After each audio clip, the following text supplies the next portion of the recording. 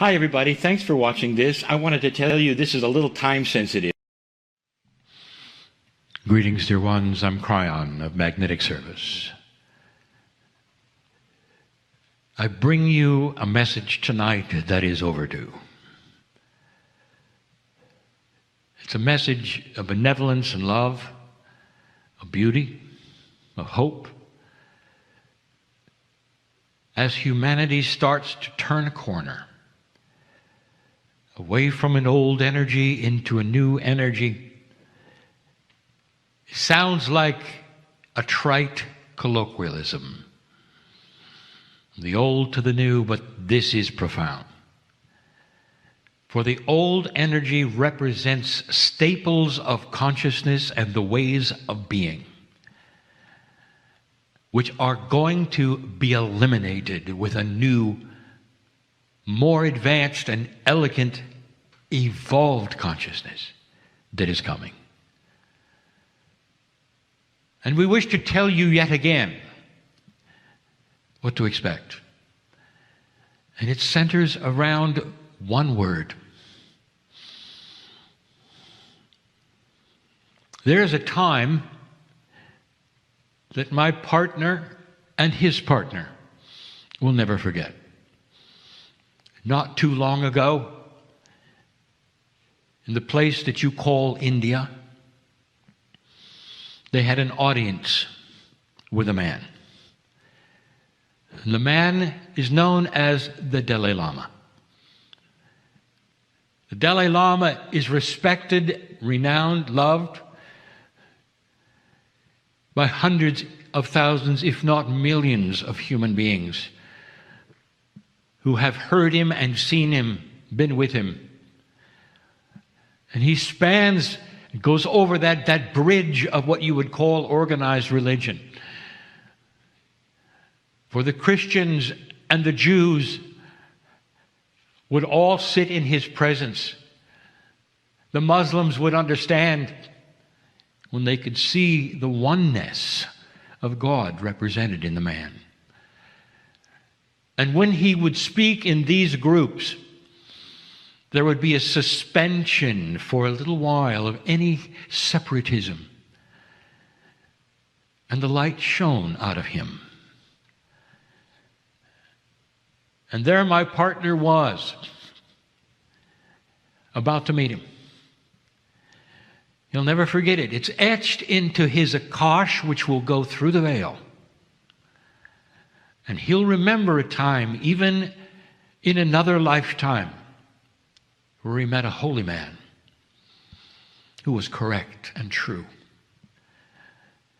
The first thing the Dalai Lama did was to grab the hand of my partner and his partner.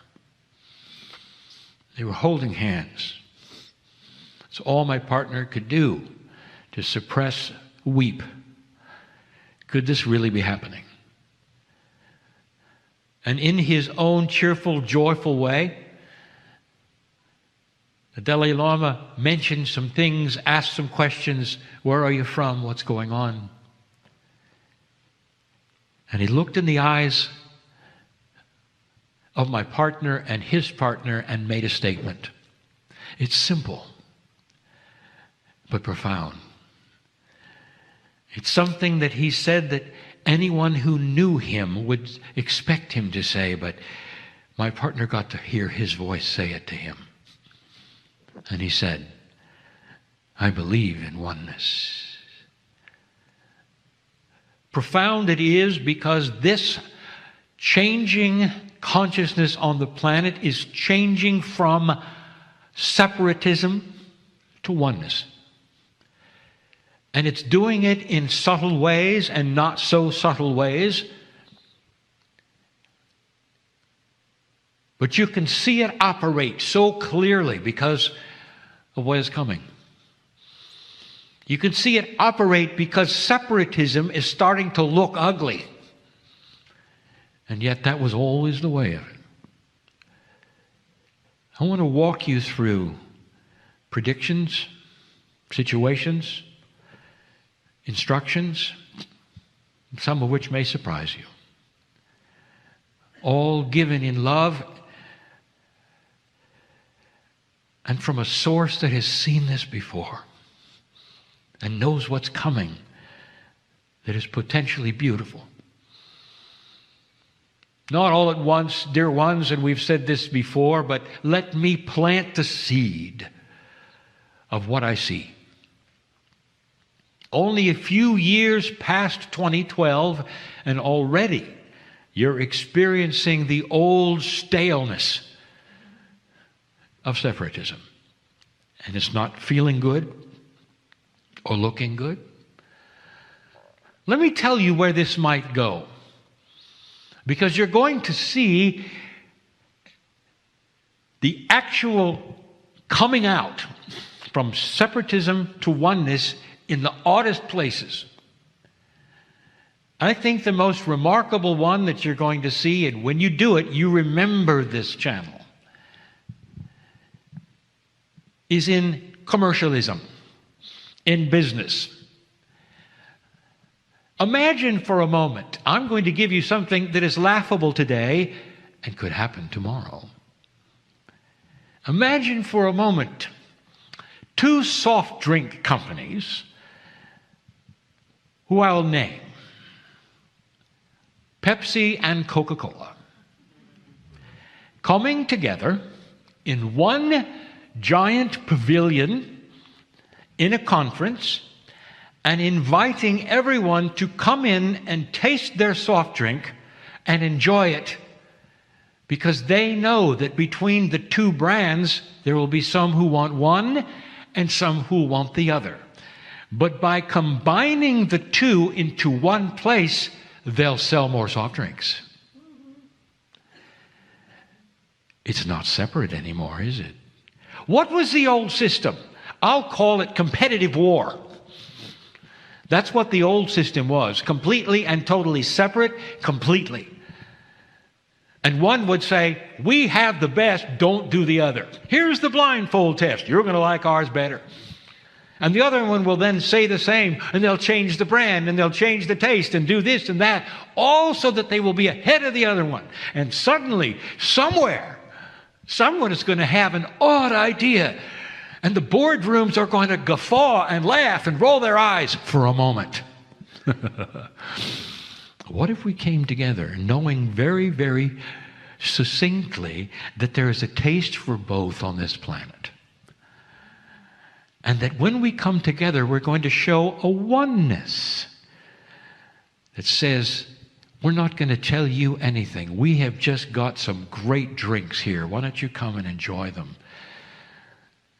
And for those who have never tasted the one and just tasted the other, there will be some who will make a change and some who won't.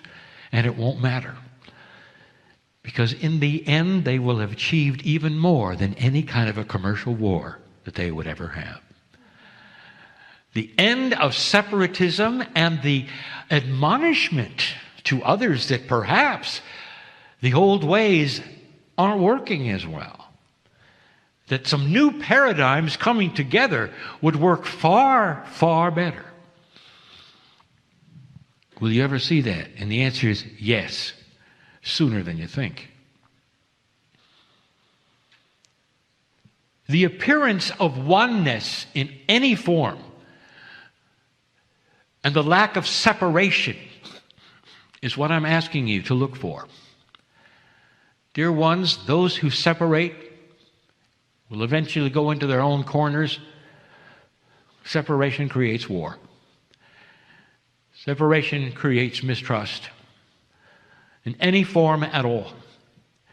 It means there's them and there's you. A oneness brings together 2, 3, 4 sides, it doesn't matter, into a coalition, a way of confluence that creates things you didn't expect. I want to talk to Americans in the room. I want you to go back with me and pretend. I want you to pretend you were there at the signing of the Declaration of Independence. I want you to pretend that you could see the faces of the founding fathers who started the democracy you have today. I want you to listen to them when they say this is the start of something different. And they're right. Majority rule, minority rights, a chance for everyone. Dissension is okay. Anyone can be successful. What an idea. But they were smart. And even in the creation of your country's constitution, they understood there would be change. There would be amendments. And they understood there would be dissension and party differences, and they would not stop. There would be no coalition of oneness there. They understood the separation was important. But they built the Constitution so that when the two sides would come together, they would make laws that were better. Better because the two sides had come and compromised and negotiated and built laws that would remain to this day in their wisdom and strength, because the two sides have put them together. That was then, and that's not happening today. Today it has become separatism. And the idea of oneness is not there, dear ones. It is simply gone. And the founding fathers, if they could see what's happening right now, right today, would weep. And they would say, it's not the way we designed it. It just isn't the way we designed it. We didn't design it to have elections where winner would take all and battle the opposition until the next election, and winner would take all and battle the opposition, and nothing would get accomplished. That's today. Ultimate separatism. Once again, I tell you that what seems to be broken can be repaired by oneness. There will come leadership that understands this. There will be those who would run for the highest office of the land, who will obfuscate what they actually believe on purpose and tell people, I'm a centrist. I believe a lot of the red that is good and the blue that is good, and I'm going to put them together. You elect me for negotiation, not for the party, and not for the color, and not for anything except the ability to come and put this together so that the laws are done and they're strong because of it. And dear ones, when that happens, I want you to remember this channel. Someone is coming.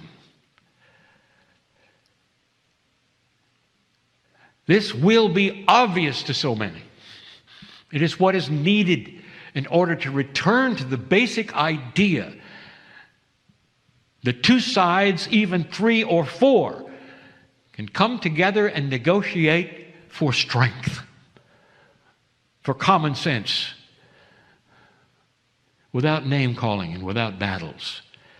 A oneness even with cultural differences. The idea of separate is going to go by the wayside. And when it does, you'll breathe a sigh of relief. And you'll say, no more of this.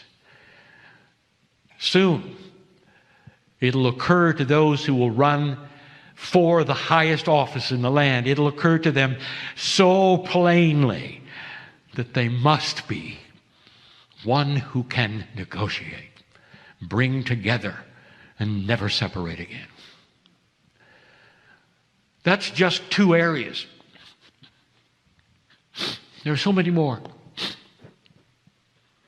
But the one I want to talk about, I'll talk about in a way I've never talked about before.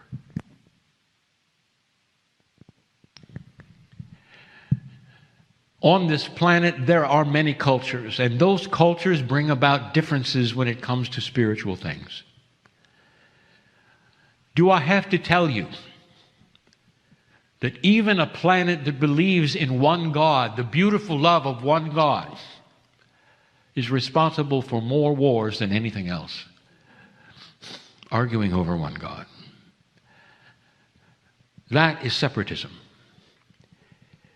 And the separatism has been there for a long time. The separate that says, my prophet has the truth, yours does not. And this is the staple of the consciousness of the organizations to this day. All of them to this day. For the exception of two. The oldest ones on the planet, who actually are the ones without a prophet. Interesting, isn't it? But I don't want to talk about those. I want to tell you this, that the end of separatism will happen there as well. And you're going to start seeing it. You're going to start seeing it in gentle ways, where the prophet's words and actions and love supersede doctrine. I want to do something I've never done before, and then I want to give you an example, a vision. I want to talk to Christians. Now, I would like to tell you that I'm very aware that most Christians will not be interested in listening. In fact, they will not be listening at all. Because most Christians that are invested in the beautiful Savior that they have are told that only those who believe as they believe are to be listened to. And therefore, these words will not be heard. Not now, but they will be heard. Because there are many who will be alone. And you know who you are, Christian, listening to this right now. Because what I'm going to give you will enhance everything you believe and more. I want to tell you about the man that you worship. It's bigger than you think. It's bigger than you were told, even.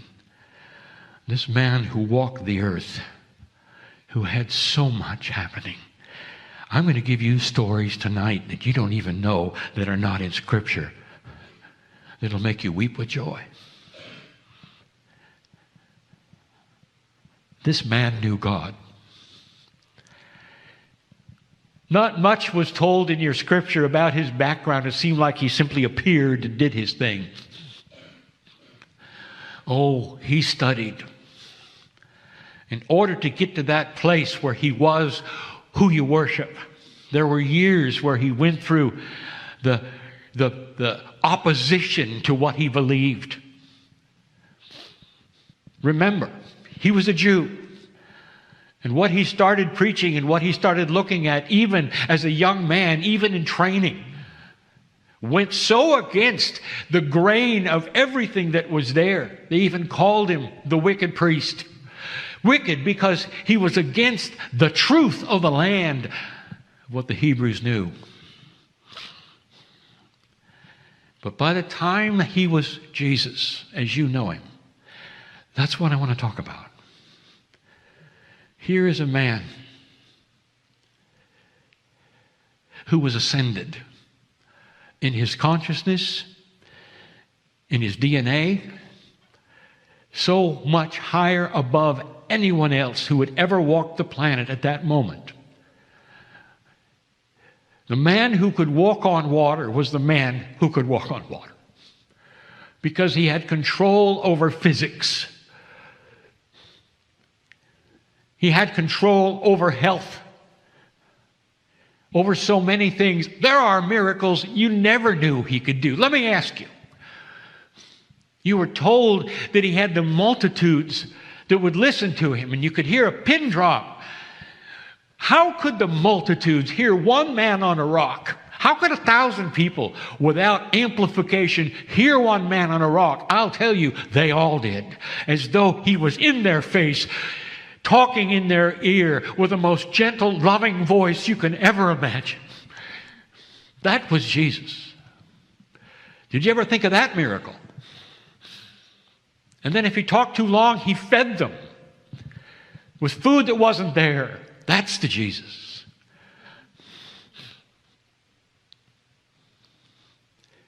Did you ever talk about what happened when he went home? No. You just got to hear about the feasts and the meetings and all that. You think they let him alone? They slept around where he lived. They followed him everywhere he went, because what he had exuded love and compassion and oneness. Exuded it. All you wanted to do was follow him. You could feel it. That's the energy I talked about this morning. That's the energy that has no name yet, that says, I don't know what it is, I want it. And I'll follow you for it. Because it's the love of God. All right, Christian, I want you to listen to this. Did you hear about the Roman centurion? No. Well, I'll tell you. There are so many things you don't know about that enhance this man's beauty, even above that which you read in your scripture from the apostles. The Romans watched Jesus carefully to see if he would say anything that would be against the emperor or Caesar or the politics. And he didn't. Because then they could put him in jail instantly, and he didn't. He talked about love. He said, listen, this is the way of it. It's through me that you're hearing this. Listen, this is the way of it. This is the truth of it. And he talked about the beauty of compassion of God, not about politics. And the centurion listened. But one time, just the one time, that Jesus turned and looked him in the eye, knew he was there. And there was a silence, and the centurion looked at him in the eye, and it was all over. One glance from the master, one smile from the master, and it melted the centurion's heart. Melted it. He left his post, he went home, took off his helmet and his armor, and he took his family and he left. He knew he had to get out of town because that was abandoning his post, but he knew he was wrong in what he had done. He had met Jesus. He had met the Master with one glance. That's who that was. You got a good guy here if you decided to worship, Christian. Let me tell you another thing about Jesus. He looked over the multitudes, and in his wisdom, he knew who the liars were. He knew who the thieves were. He saw the prostitutes and even those who'd killed other people. And he never said a word. Because he was not separatist. He was oneness. The love of God sees them all equally, and he said so. Dear Christian, you have a personal relationship where he can walk with you and talk to you and tell you that you're family. The man was about oneness. There was no judgment. Never. Beautiful. Even above what you think. Can you imagine being there?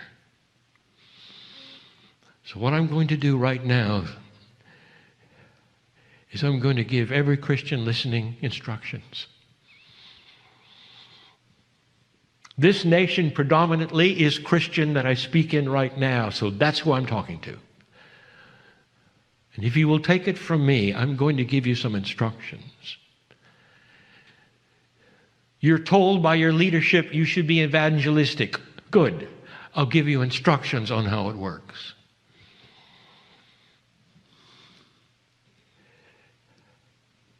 I want you to emulate the man you worship. If he could look you in the eye right now and you could be there in any of the assemblies and he could see you right now, he would look at you and say, go and emulate what you see. Go and emulate what you see.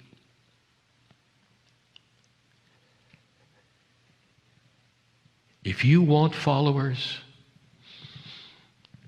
I want you to emulate that which is the Christ. When you look upon those around you, I want you to see the oneness that he saw. There weren't categories of those who believed and disbelieved or were doing it right or wrong. There was only love. There was only the compassion that God can give to a man like that who knew God. If you want followers, you will have the compassion of Christ everywhere you walk. And eventually, because of this and the oneness that you will give, the people will come to you and say, I don't know what you got, but I love it. And that's when you can say, look, why don't you come and have a worship service with me? This is the way you do it. If you want to be fishers of men, this is how you fish. You do it with compassion. You do it with love. And may I tell you this, you don't do it with separatism. You don't do it by pointing at the others and saying, you got it wrong. Not only that, you're going to die in hell if you don't do it right. You don't make lists that are fearful and push people away. I'll tell you, Christian, that builds a wall. And that's not what your guy did. He never built a wall. Ever. Right to his last breath. Never built a wall. Looked upon his executioners just like he would look upon his mother. Compassion, love, and that's what's attractive. Now, did that hurt so much? Doesn't it make sense that you would emulate the Christ and that is where it's at? I've got a vision to give you, and the vision will be the end of the channel. It's a metaphor. It's about pillars that are holding up an enormous amount of weight, a roof, a ceiling. There's 5 or 6, maybe 7 of them.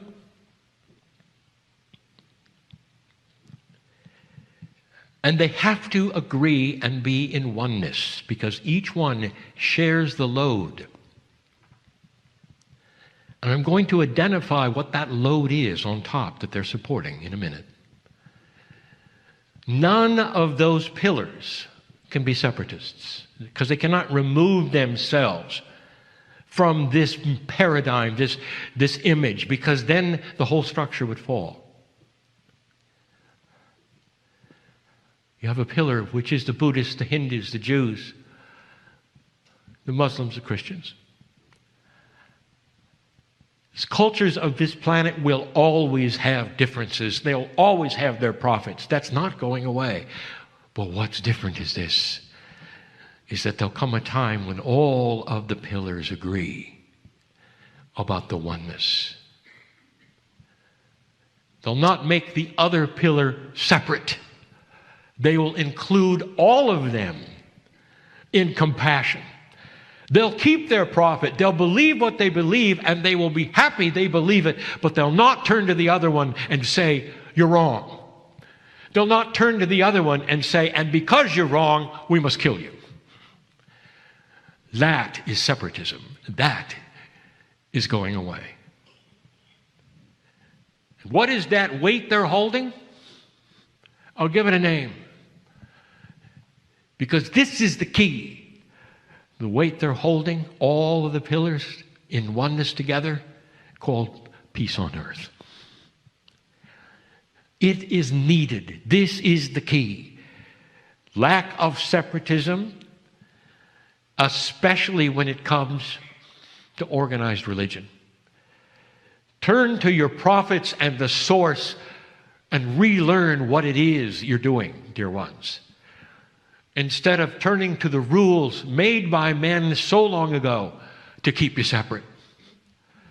Instead, think of the oneness of the Master and the fact that he never separated out a group. And then think of what you're doing today. There is so much love for all of you to go around. And just like the Pepsi and just like the Coca-Cola, there will be those attracted to your pillar and to the other pillar, and the billions of people on this earth will live in a peaceful coalition of understanding and oneness, disagreeing perhaps of who might have the best, but including it all. Separateness is starting to fail. You will see it. I mean to offend no one today. I come to you in love and benevolence in an angelic way to say things are getting better. Listen. Just listen. You might learn something. And so it is. Hi, everybody. Thanks for watching this. I wanted to tell you this is a little time sensitive. Greetings, dear ones. I'm Kryon of Magnetic Service. I want you to feel everything that's possible in 3 dimensions to feel. These particular channels on these workshop days are different. I speak to seekers, those who would stay and ask the questions that you ask. If you take a look around you, you'll see all ages. The awakening process is not for young people, is not for seniors. It's for humans. And it's happening. If I could take you on a journey to show you who you were, I would. But many of you are starting to discover it.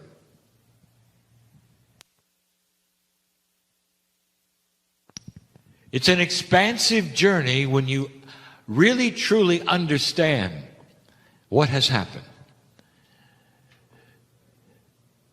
and who you are.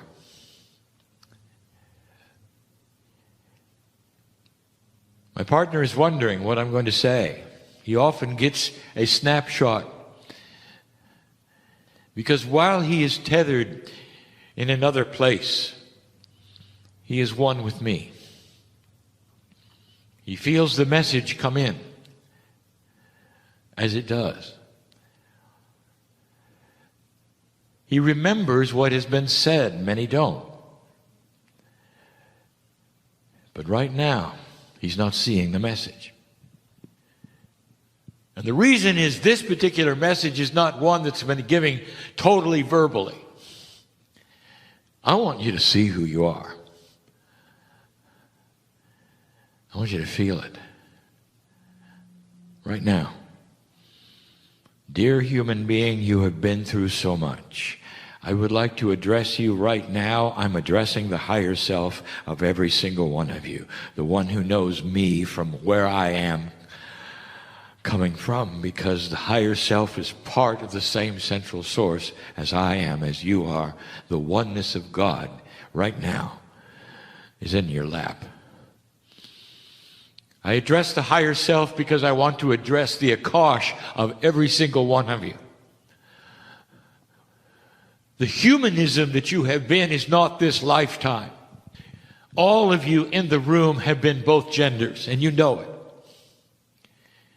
All of you in the room have had the experiences of going through dark energy, slogging through that which is so amazingly dark.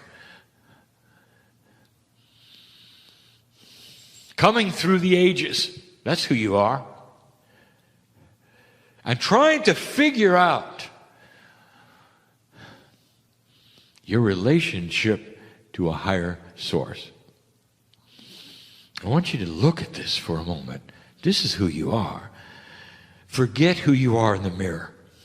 Forget it. That's not who I see. That's not who God sees.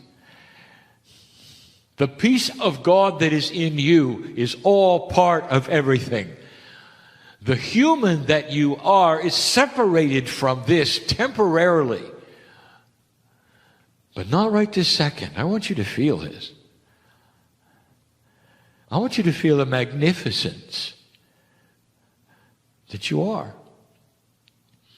I want you to feel the sacredness that you are. And maybe this is the time for an overwhelming truth and beauty to settle in you so much that you'll never forget this feeling of who you are. So that no matter what happens in your life, there won't be frustration because you know who you are. You'll understand how small your fears are and your anxieties are compared to what you've been. I want you to stay in this place. I know that your intellect cannot possibly understand and see all the lifetimes, but you can feel it. Emotionally, you're free to feel this. Your intellect cannot identify what you're feeling, but you can still feel it. I want you to feel free. I want you to feel free of the petty worries that you have, or the realizations that you've gone through, the issues that you deal with, just for a moment. Because if you can feel this with me, as this entourage gathers around you right now and presses upon you truth, you can feel it with me. You're going to be able to carry this for the rest of your life.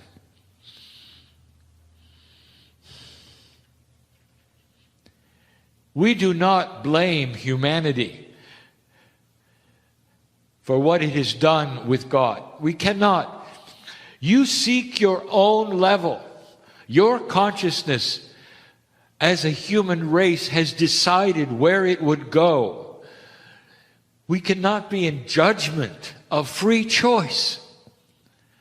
But where it has gone has been to view everything by only what it has experienced. Therefore, God is far beyond anything it has experienced. And we say yet again that all of your models of divinity are as high as you can think based upon a human paradigm. Everything you have, which is the highest of the high, is only as high as you can think a human can go. You really don't know God when you can feel us. Do you understand the difference?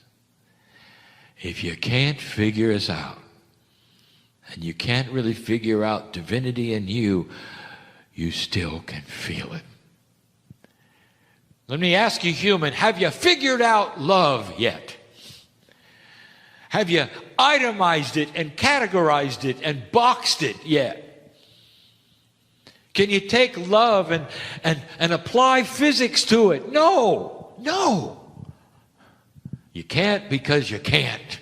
It is not figure-outable with 3D. It's the same with God. It's the same with the seed of creation in you. I want to suspend a moment in time right now where you become expanded and larger than you are. Everything you've been told about God in your life is probably only a small portion of who you really are. This is changing. You look at who God is to the earth, and it's still in a box, is it not? An energy in a box. And you still wonder, how long can humanity sequester the divine to a box? You report to the box, and they tell you all kinds of things and rules. And you leave the box. And you say, well, God is there. I'm not worthy. You're born dirty. All of the things that are so much human thinking. An evolved idea is starting to occur to the earth about divine things.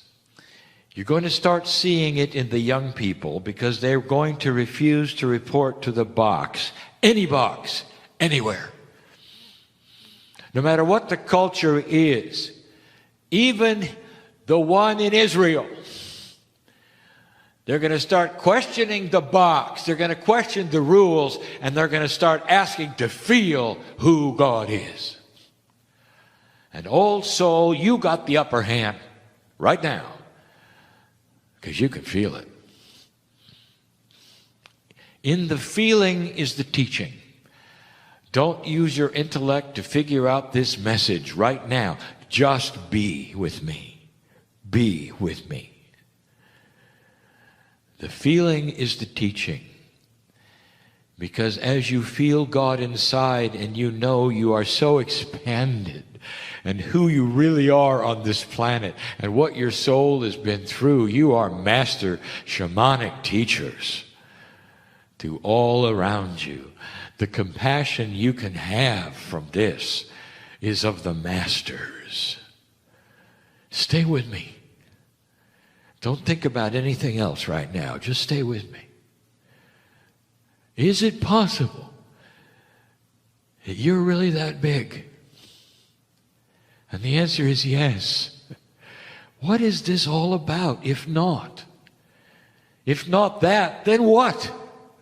What do you feel? If not that, then what? Stay with me. Don't use your intellect.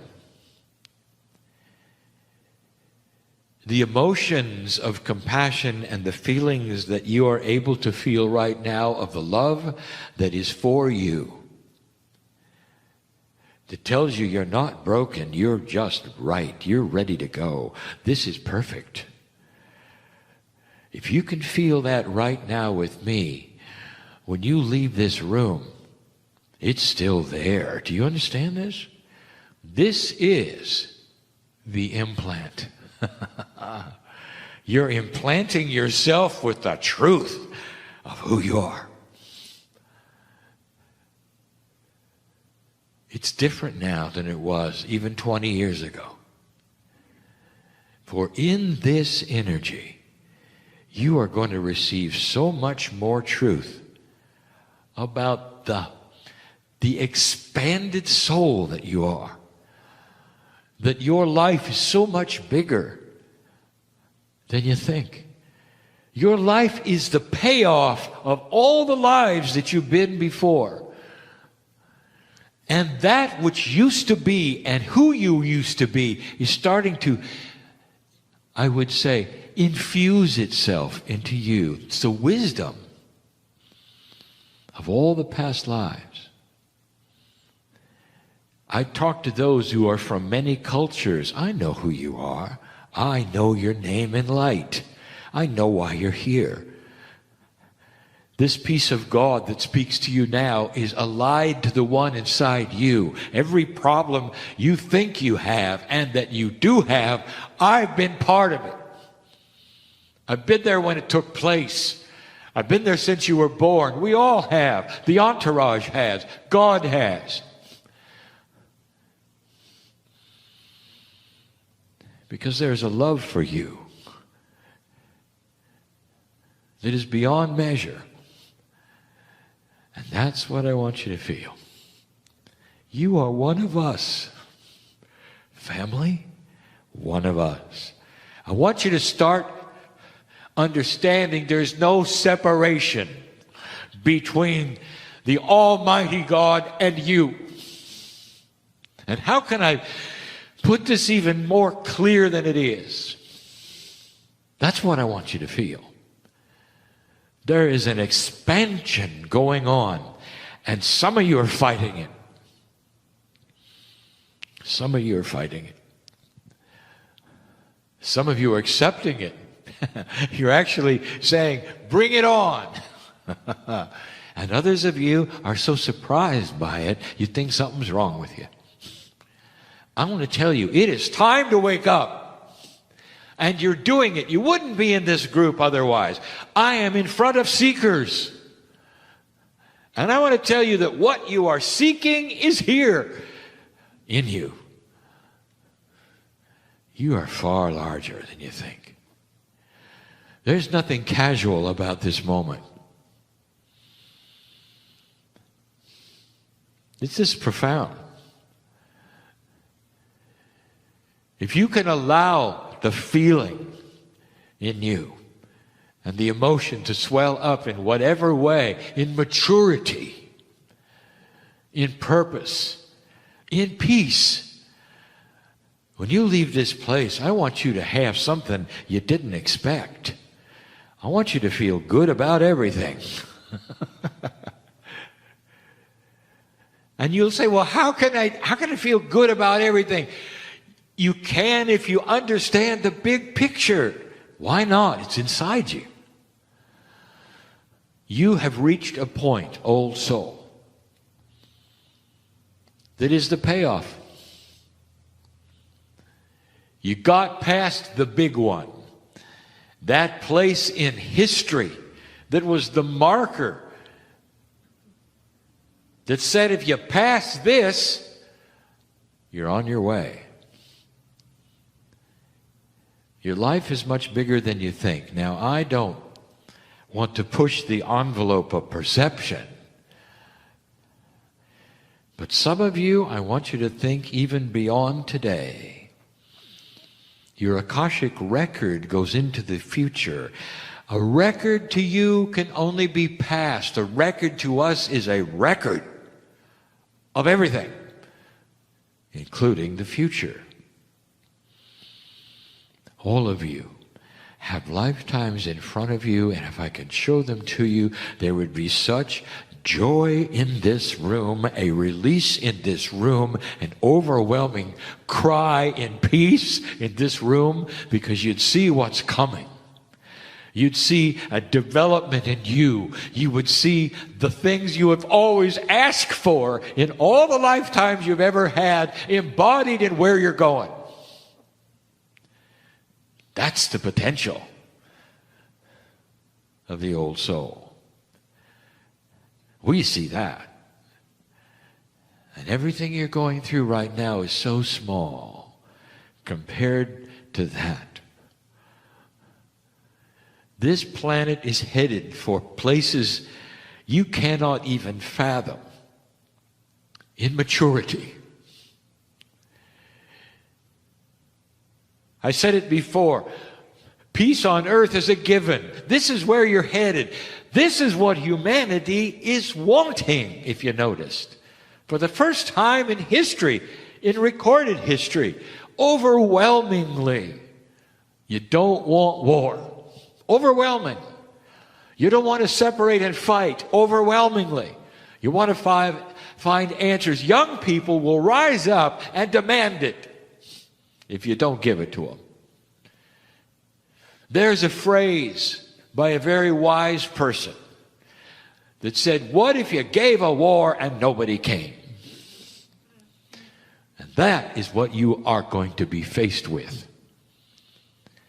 Old versus new energy is already erupting on this planet. You've got a war of attitude, dark and light. Evolvement in thinking and consciousness against old energy. That's what you got. You're in the forefront of that. And in this room, you seekers, I will tell you, the seeking has paid off because it brings you here to hear truth. Now, what you do with it next is still free choice. I want you to feel it. Don't listen to me. Validate it right now. Number one, is it a mistake you're here? No. Number two, are you really as big as we're saying? Yes. I want you to feel it. I want your answers. I'm giving you mine. Number three, is there a plan? Yes. Number four, are you part of it? Yes. Number 5 is the overwhelming plan filled with benevolence, love, and purpose and joy. Yes. You are building a new planet. Can't you feel it? Intuitively, I want you to feel your next life, young person. It's coming. You'll have plenty of time on the planet. But it's not over. And you'll be back, and you'll be back, and you'll be back. Because you're building a future that no one ever thought. No anthropologist is going to believe this. No sociologist will ever believe it. And those listening to this channel who are invested in the dark side and doom are going to be so critical of what I'm saying. So I have a message for them. When the doom doesn't happen, what are you going to do? Invent new doom? Or maybe I'm right. You're the forerunners of an ascended planet. And when that happens, in the far future, far, far future, I want to come back and ask you how you liked it. As you seed another planet. Because you will be the ones who carry the seeds. You're bigger than you think. I want you to take this with you. And don't let anybody beat it up.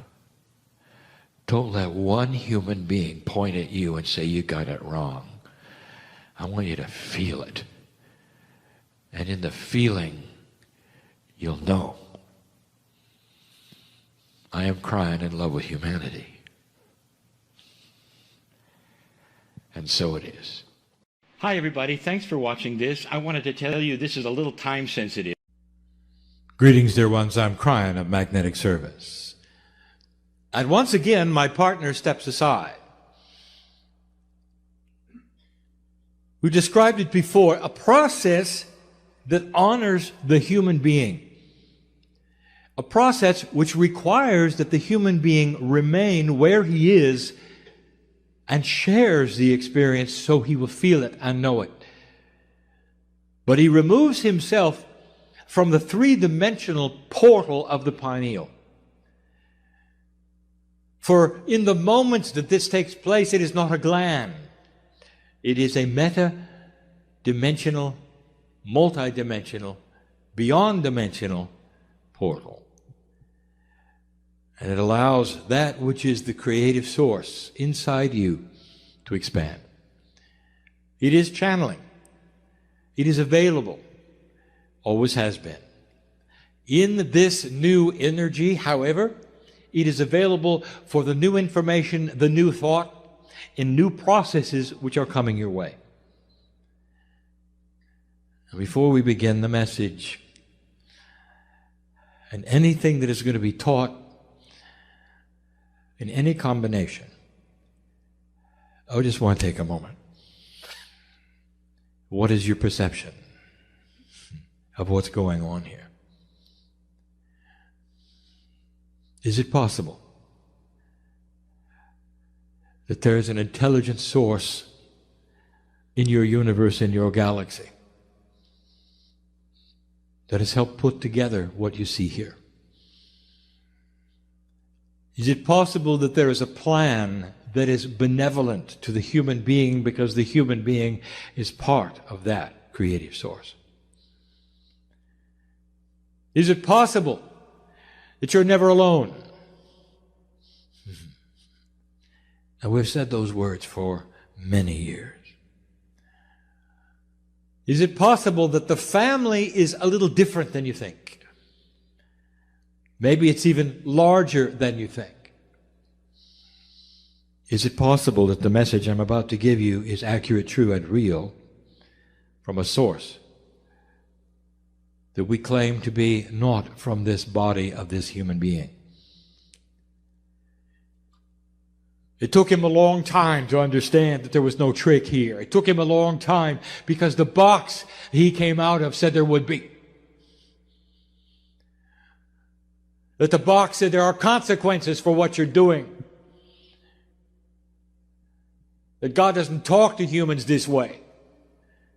That it could be a trick. And that the darkness of the planet wishes to invade your soul. And he learned quickly that every single time he opened this gland, and the pineal became the portal for the higher self, he got the love of God. That's all he got. And it's pure. The purest thing he has ever experienced. It is always the same. It has never tainted itself.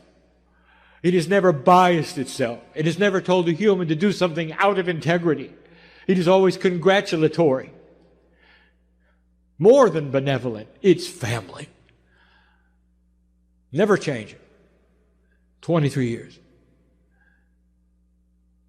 That's the way it should be, dear ones. And if you need some kind of proof that this is real, maybe, just maybe, you would open that part of your heart that you have the ability to open and say, I would like to feel something. I would like perhaps some validation within my cells that this is correct. And you would begin then to feel the chills that you can only get when you know the truth is being revealed. And the truth is, I know you. I know your lives. I know what you're going through. Oh, soul, you are known to me. We have done so much together. You have not seen my face or my name. I'm with you all the time. And when I say I mean the entourage, which is in that, which you would count them to be trillions, knowing who you are, standing with you in the hardest times you have, through the tears, through the sorrow, and celebrating in those moments where you choose to toast victory. And sometimes the victory is health, and sometimes the victory is solutions over problems you had for a lifetime. We know you are. You're never alone. There is a system that my partner has taught about for years. It's a system we have mentioned in countless channels. But we've never really dedicated a channel to this system in the way we're doing today. That includes the new energy of today, because this is a system most of you don't even know how to use. Some of you use it all the time. You just don't know what you're doing. It's not intuitive. It's going to be the truth about synchronicity, and we'll subtitle it The Demise of the Bell-Shaped Curve. When something happens to you that is good, your friends around you will say, what a lucky person you are. What are the chances that this would have happened to you? When you go into a difficult situation, and perhaps it's even something that is common to humanity and in your culture, like surgery, and you will come out with such marvelous results, and they'll say, well, this is beyond our expectations, and what lucky person you are. And then you do it over and over. Or you go someplace and you meet just the right person who knows somebody else who just has the right information, and you end up with exactly what you wanted. What are the chances, they'll say, of this taking place? What a lucky person you are. Because humans do not see the structure of synchronicity. They see a structure of planning, forward-looking. And that is the only way you can achieve things. And in that puzzle, they even will mention positive thought. But that still is planning in a linear fashion so that you will arrive at a goal. And no matter what kind of process you have studied that will get you from A to B, there's got to be a goal. And in some of those, you will take the goal and you will paste it upon the refrigerator so you'll see it every day. And this is a linear human being. What if I told you there is a process that is not linear, that has no goal at all? Not one in linearity, but one in conceptualism. A conceptual goal that says, "Dear God, put me in the right place. I don't know where it is. Dear God, when you do it, make it comfortable for me. Let me see the sense of it. Make it easy. And bring me the right situations to take me there." How about that? And if you told that to someone off the street, they would say, "You must be New Age. For it is not logical. For you sit in a place where you're expecting God to do everything." No, you're not. And that is the subject of today. No, you're not. You are simply changing the box of belief to include something that is not in 3D, but that some of you have been using for a very long time. You're just not aware of it. So today's lecture, that's what we're calling it. My partner liked that. Is about the power of synchronicity, the truth about it. What it is, where it comes from, who's involved in it, and what you can do to promote it. The human being creates it in their belief, and that is how it starts. Now, this comes from my partner who loves to talk about the parking angel.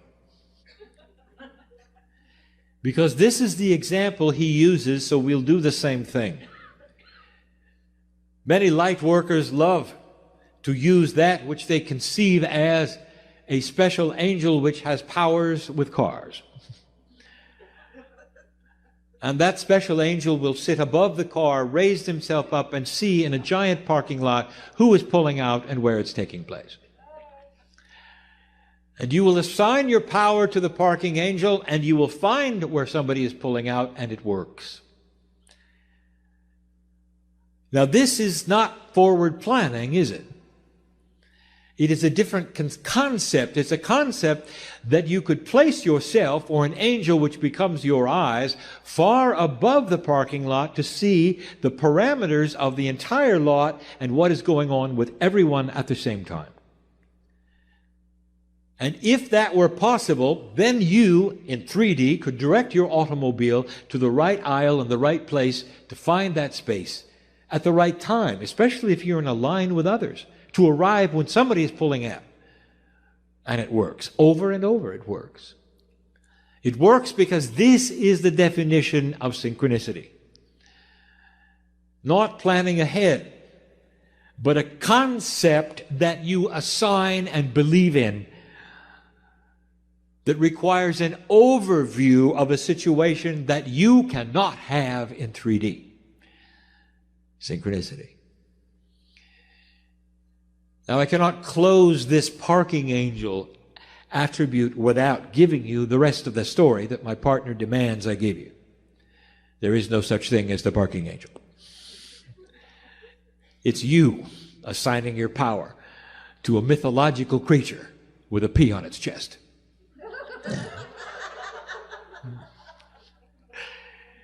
And humans are very good at this. They don't believe they can do it, but they believe angelic powers can do it. Therefore, they assign their power away. It's you doing it, dear one.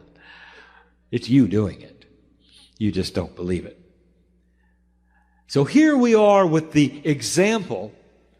It's the same one we've given over and over, my partner has given, that I've encouraged him to give because it is the one that so many of you understand. Now let us put that in a larger capacity. The scale of life and living. Here you find yourself in a situation where you wish to move forward into an area you don't know about. All you want to do is park. And when you park, that is a metaphor for putting the vehicle of the human being in a place that is appropriate for your life, wherever that would be. It gets you there so you can move on with what you came for. That is the metaphor. Humans have an idea where that would be. It's normal for you to build goals. I want to write a book. I want to create a healing center. I have this. I want to have that. It is absolutely normal. The first question I have to ask you is, are you okay if it is not what you think? Is it okay if it's better? Is it okay if it matches the Akash you came for? And the talents you have that perhaps you're not even aware of. Here's how it works. This is the how in 3D. You come to a meeting like this and you meet somebody for the first time. You didn't come with them. You meet them in a place in the back or in the bathroom. And you get to talking and you find out you have common interests. And then anything can happen. They have information you need. Or you have something they need. And you leave with a connection you didn't expect. And the connection leads to something else. For they know people that you don't know. Vice versa. You would call them, meet with them, if you wish. And here comes something that you didn't expect. You find yourself working in an area you didn't expect to work in, that fulfills a lot of the things that you wanted. Sometimes you come with no expectations at all, and you meet a partner of life. This happens over and over because you decided to come to where family is. Over and over, human beings have resigned themselves to being alone because nobody believes what they do. And they'll come to a meeting of like minds and find somebody that does. Life's changes, romance, synchronicity. They didn't plan it. You see the difference? The human who steps out of the door on a way to this meeting, what do? I'm getting ahead of myself. What do? It's going to be a good meeting. Let's give it energy. Let's show up. Let's have a good time. Let's leave. Or, dear Spirit, if I'm supposed to meet somebody, then let me have the wherewithal to at least look for it. Do you see the difference here? One is planning. One is expecting concepts that you cannot define. Concepts you cannot define, which would guide your life into a place you didn't expect. I am sitting in a room with old souls, and at least a quarter of you know exactly what I'm talking about. You're here because of it. Somebody showed you something that turned you around. It made you look, didn't it? It didn't give you a doctrine, did it? It made you look. Can you put a price on that? It made you look into a place that said, am I divinely built? Could my biology have something bigger in it? Something called innate, which is intelligent and knows who I am and works with me when I ask it to. A consciousness within a consciousness. It would hook me up with synchronicity. Way beyond average. Way beyond the bell-shaped curve. So I just gave you the scenario that can happen over and over in meetings like this, in small gatherings, in large gatherings. I'll get to what was required in a minute. Now let us talk about how it works. And these are things that we have discussed seldom, and never in a package like this. And we've got to talk first about the majesty of the human being. It wasn't that long ago we gave you a channeling called the 9 energies of the human being. It's what I want my partner to begin teaching. It's esoteric, it's complex, it's time. And there are conceptual parts of the attributes that must be taught that go beyond what a human being is used to hearing, even in these meetings. And here is one of them. If it's true, dear one, that you are a part of the creative source, do you then logically understand that your soul, if you wish to call it that, is enormous and only a piece of it is inside your biology? If all of it were there, you'd vanish. You'd turn into light itself, more than the power of the masters of humans. You'd have that which Elijah and Elisha saw together and experienced. Vaporization of cellular structure because the power of God cannot live in a human being at full strength. Do you understand? And if you understand this, you will understand that you are only having a piece of what is you, that is the Creator, in your body. And so here is what begs another question. Where is the rest of it? It's with me. It's on the other side of the veil as part of the creative source. It never left. Now here is what is difficult in your box. You carry around a corporeal identity which is singular. We have said this before, and you're really not. You are part of a group which is God. A piece of you separates out and becomes corporeal. That's one body with one face and one, what you would call, life. This is how you see things. Now let me tell you, the truth is you are a multidimensional being, and part of you is on the other side of the veil, which you call God. Get used to it. It is not separated out. There's not a soul somewhere with your face on it on the other side of the veil, tapping its toe, waiting for the rest of it to come home. There are humans who believe this because all they can do is project their linearity onto the majesty of God. We've talked about that. So get used to the fact that there is a quantum God and a linear human being, and you cannot put them together easily. You're part of the soup, which is God. And that part looks down upon you and is always available.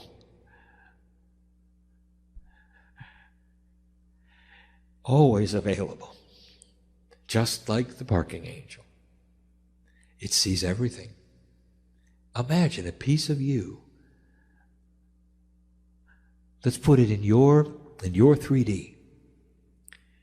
It's a spy in the sky.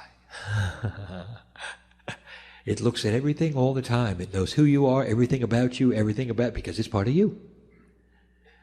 It broadcasts information to you which you receive through intuitive thought. Are you here? Are you understanding?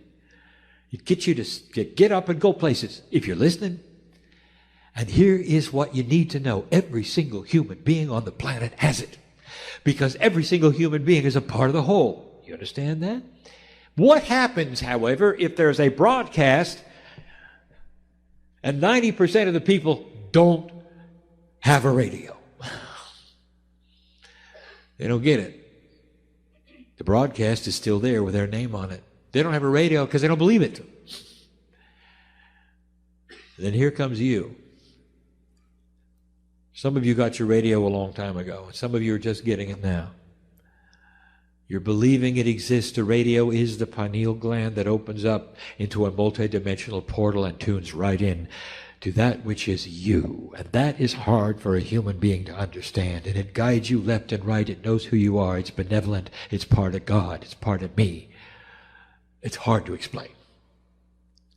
It's why it feels so good, dear ones. You ever wonder why it felt so good? It's you. It's beautiful. It's beautiful.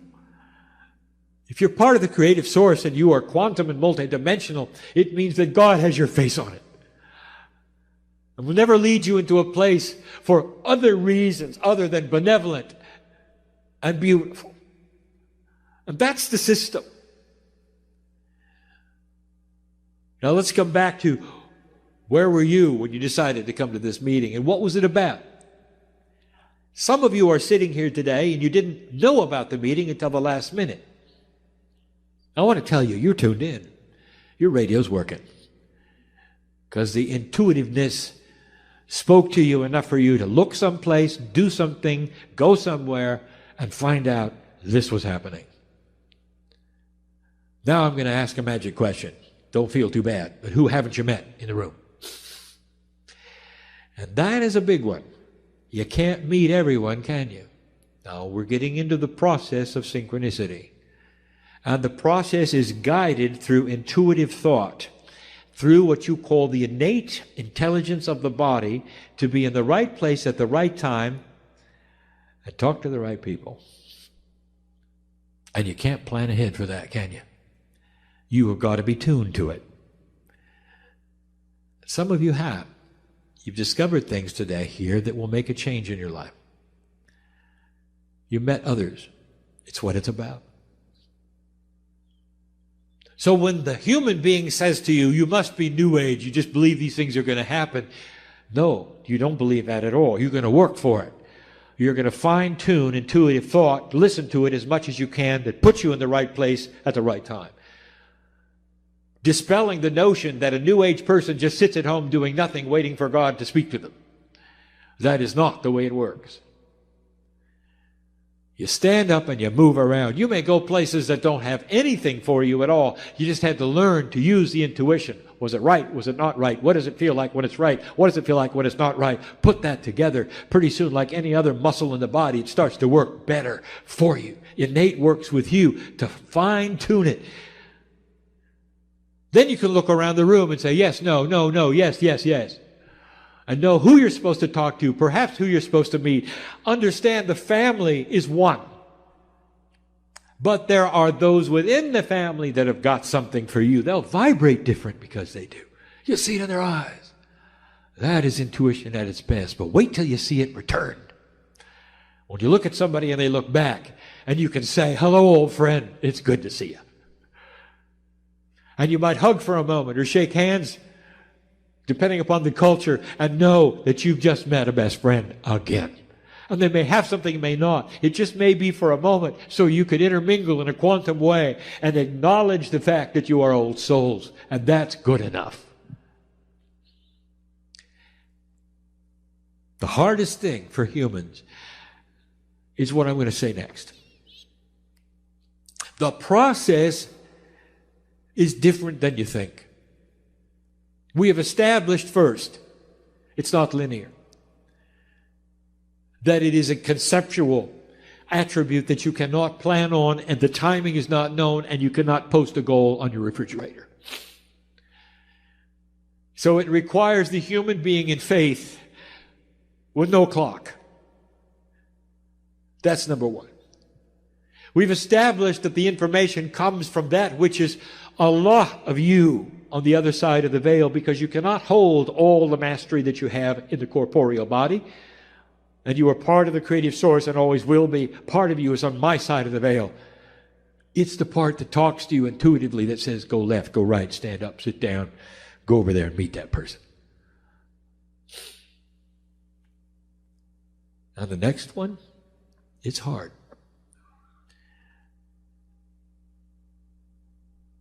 How do we describe it? Got 7 billion souls on the planet. And they all have the same attribute as you do. All of them. And they're all on the other side of the veil as well as being here. All of them. And they're all talking at the same time and broadcasting things. But they broadcast them. These things they're broadcasting with the mind of God because they're on my side of the veil. Are you understanding this? So if they have a corporeal self which is completely and totally unaware and has no radio, it doesn't make any difference. They're still broadcasting what's going on from the eye in the sky. And that means you can listen to them as well. They're tuned to your frequency. They'll tell you where not to go. They'll tell you things that intuitively will help guide you and help you. Now that you don't understand. Again, in singularity, you're hooked up to one soul, you, right? On my side of the veil, right? No. You're hooked to all of them. And they're all benevolent at the same time. And so therefore, even the soul parts and pieces of complete non-believers are still broadcasting information that will help humanity and you and the ones who are not listening. And you're getting guidance from all. A hard concept. So it's not just for you to be here and there. It's also for you to stay away from here or know what's developing over there. Intuition starts to grow and you become really, really lucky to other human beings. Wow, people say, look at that tragedy they escaped. Why did you leave the building before it fell down? And they will say, I don't know. Something said to go. And they did. And it happens over and over and over and over. Is it possible that the human soul is connected in such a way that it talks to everybody at the same time, and the ones with the radios are picking it up? And they are old souls.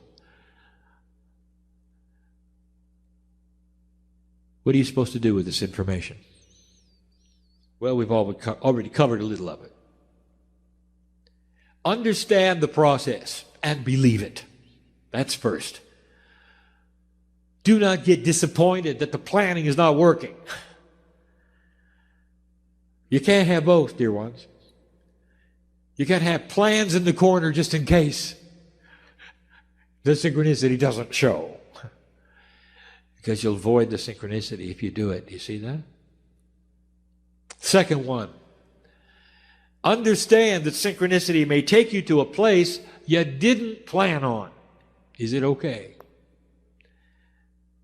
And the old soul will sit in the chair will say, yes, it's okay, anything. Really? Really? Because humans like it their way. You get pushed and pulled to uncomfortable situations and places. Can you honor where you are and say, it is well with me. This is where I know I'm supposed to be here because this is where synchronicity placed me. And you can feel the love of God surge through your brain and your heart and all the cells of your body when you say that. Thank you, God, you say, for putting me in the right place at the right time. Let me tell you something. Your goal will never be accomplished. Is that okay? You'll always be in motion. Always. There'll always be the ladder to climb in knowledge, in awareness, in energy. New things coming your way, always. To the moment when you take your last breath, you will never have arrived. And you don't like that either, do you? You want to come to a place and say, I made it. This is where I belong and I don't have to work much anymore. Old souls always are working. You have to just throw that away. And it's got to be good enough. Because that's why you're here. Synchronicity can put you in places that are beautiful. It can save your life. It will save your life. It voids all the karmic attributes that have pushed and pulled you forever. It changes the way people think about you because you change. It changes the way you think about others because you're put into places to see who you are. It rearranges that which you believe because you start to have reinforcement of action that is working. And you can stand tall and tell somebody you have no idea where you're going and you're proud of it. And you're healthier than they are. And you're happier than they are. And you love people they won't. You see what I'm saying? This is a change. It's a change in everything that the human being has been taught in 3D. And it's not let go and let God. It is a partnership that's a new arrangement that's conceptual and demands work on your part. Demands it. You've got to change how your brain works. And move into this place where before you leave someplace, you're going to look at it differently than you looked at this one. And you're going to say, if, then, that, I will. Help me with it. Expect synchronicity. And if it doesn't come, it wasn't supposed to. Humans are funny. Look at the phrases that everyone in your culture uses. Well, I guess it was supposed to happen. They have no idea. Or the universe had a message for me. They have no idea. That's exactly right. Exactly right. But I've just given you the mechanics of it. It's beautiful. It's for you. Information is being broadcast all the time. Even from the non-believing souls, because they're on my side of the veil and they know this is for you as well. It helps you go from A to B. More than that, it helps you to run into processes and principles and people that have things that are going to marry to your Akash. This is what's new. There's going to be a beginning of a marriage, not just to help humans navigate humanity, but to navigate that which is coming. Setups for the next time around. Now, what do we tell you? The last time we spoke, Akashic inheritance. What you learn this time carries into the next. So the setups you have this time will carry into the next. You'll remember them, and you'll keep going. Today's synchronicity is tomorrow's future. It is that important that you start to learn how to use it and to carry it, how to expect it, how to believe in it, and change the way things work for you. It's part of this new teaching that we're saying. It goes beyond the bell-shaped curve, which says that in this room there's averages and that there are those who are better and worse at certain kinds of things. No. You can control it. All you have to do is nudge it a little. And it's called synchronicity. And it's not sequestered to you, old soul. Any single human being who wishes to get the radio. And the radio is the acknowledgement of the higher self and the fact that God is inside, a willingness to listen in a way they never have before to a source which is loving and beautiful and will never change. And so it is. Greetings, dear ones. I am Kryon of Magnetic Service.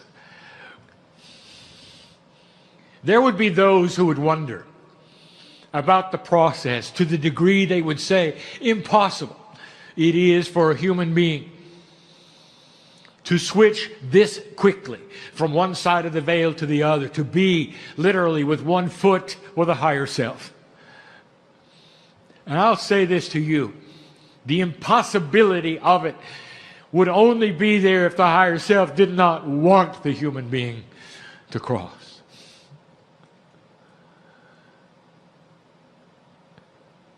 You must know this,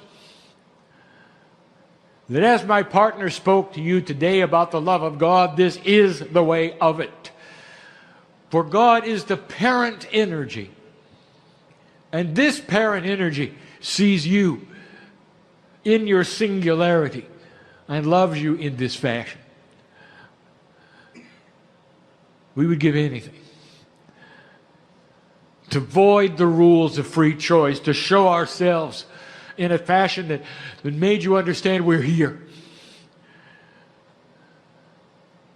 But on this planet of free choice, it is you who must open the door to us. We stand like the angels we are in your lives, walking the whole duration. At the point at which you are born on this planet, the angels surround the table, or they surround the pool, or they surround whatever it is that you have chosen to come in. And they stay with you. And in those beginning days, literally in those beginning weeks, you might see the infant with the wide eyes looking at the angels. The infant will point. Sometimes the infant will even smile, even in 2 weeks, 3 weeks. Because the infant recognizes us. All of you did it. All of you did it. Indeed, in those early days where there is so much change, in those early days when there's so much to get used to and there's so much shift being out of the womb, the angels are a comfort to the infant, and you all were there. And slowly that reality slips from you. Slowly. But all of you have seen it. When the infant looks into what you call empty space and is pleased with what they see. These are the same angels. They don't age, you do. That have been with you all your lives. They walk beside you. They came in with you. They'll leave with you. And if you never speak to them, they will say nothing. For that is the agreement. But oh, dear human being, if you just give us one little space of intent, and you say, dear God, show me that I'm loved, you open the floodgate. For this is when we enter your life to the degree you will allow us. This is when we will give you what you ask for. Begin the synchronicity. Begin the teaching. Begin the hand holding so there is no more being alone. Fill you up to such a degree that you will not be concerned with disease or age or drama. And all you will see is the promise of who you are. This has always been the way of it since the day we began. There are still those who wonder about the process, this process of channeling. It works when the channeler is clear. It works when the bias is set aside. It is the way of it and has always been the way of it. All scripture on the planet written by men. Take a look at how this works, human being.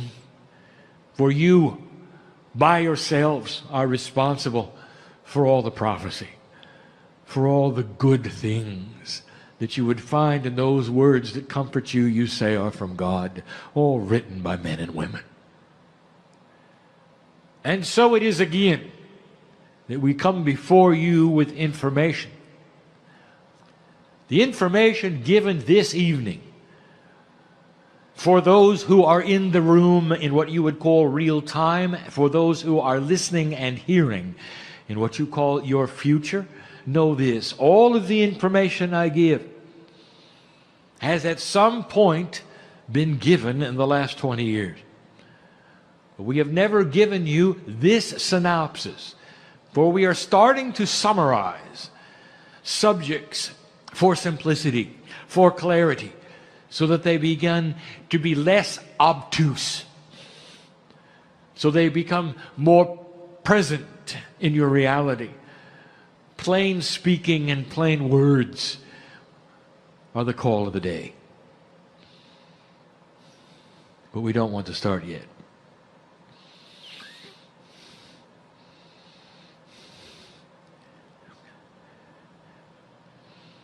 How many of you in here are aware of what is also in here? Let the energy of this moment not be lost upon you, for this is real. What you hear here is not a human being pretending to channel. Let those in this place who are astute and who sense the energy of spirit look upon him now and see the colors that would betray the fact that this is actually happening.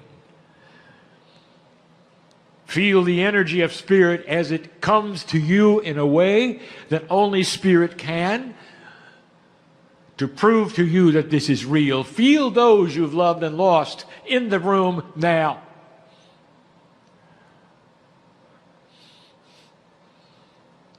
And this will show you that what is happening at this moment is as it seems. This is the gift.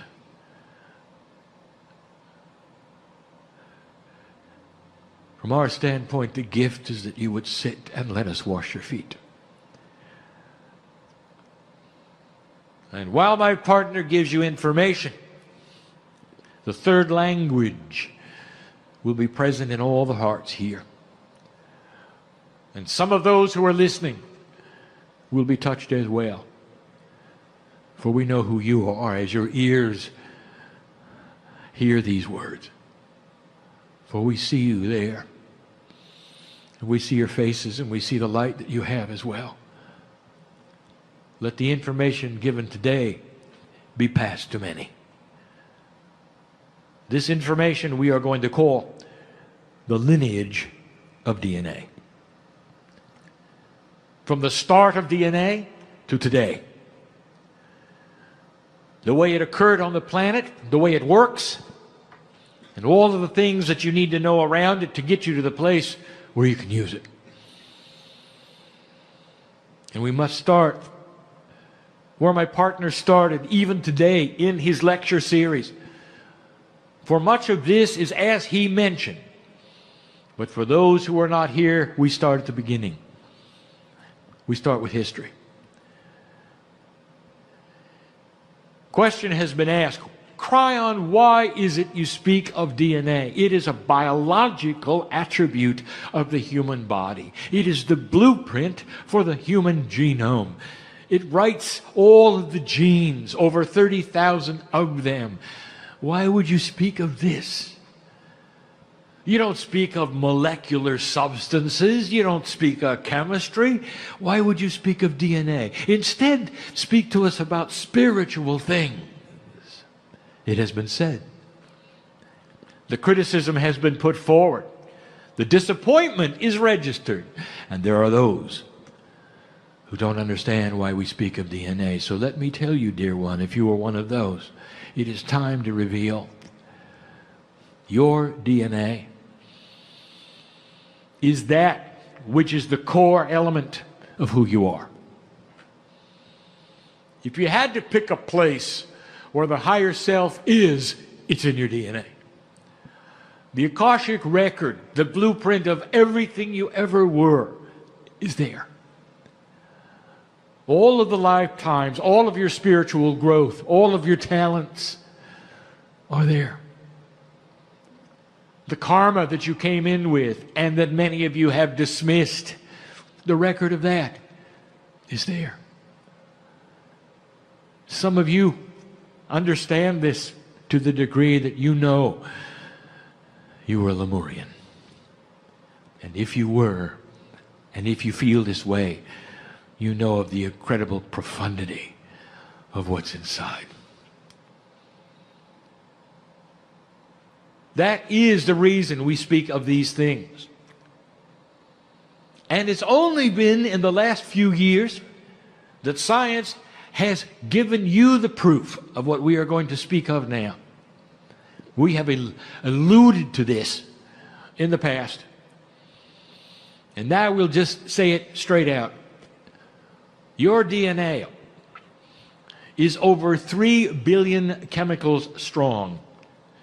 Each piece of DNA, which is a loop, has over 3 billion chemicals in it. A molecule so small that you need an electron microscope to see it has 3 billion parts. The Human Genome Project has revealed, however, that these parts are a mystery. And that only 3% do anything. And those 3% of protein encoded portion of the DNA chemistry produce over 30,000 human genes. It is the blueprint that you were looking for, but only 3% did anything. Over 90%, therefore, is a mystery. And the mystery continues, for there is no symmetry within the 90% of the chemistry. You can see no codes. It seems a random event has occurred, and some have called it junk. Some chemists are convinced The DNA is left over from the evolutionary process and is no longer used by the human being because there is no pattern. There is no code. It does nothing. And the rest of you know better. Evolution and Mother Nature and Gaia all together are very efficient when it comes to human biology and to life in general, whether it's photosynthesis all the way to the human genome. They throw away things that are not used. It is not junk. I will tell you what it is. And in the revelation, yet again, I want you to ponder what it could mean. And that is this: 90% of your DNA is literally the quantum blueprint of your divinity. It is the quantum blueprint of your Akash. It is the record of all lifetimes, all things accomplished, all growth, all epiphany, all failure. For those of you who call yourselves Lemurians, it represents a vast amount of experience on the planet. Vast. All the way from the beginning, which we are going to speak of. Therefore, it is important that we speak of DNA. When 90% of it is literally the pattern which drives the 3%, think of it this way. 3% of DNA is the engine of the vehicle you ride in. 90% are the instructions for the engine. And in that 90%, dear ones, I would like to tell you, is human consciousness. And in human consciousness, there is your ability to talk to it, to control it, to work with it. One of the first things we ever told you is that humans are in charge of humans. They're in charge of the earth. Consciousness moves the earth. Consciousness is what is responsible for the vibration of the planet. And you have always, through human consciousness, been able to speak to your own DNA through the 90%, which is quantum. Human thought is quantum. So there is the workings of it, spoken in a clear fashion.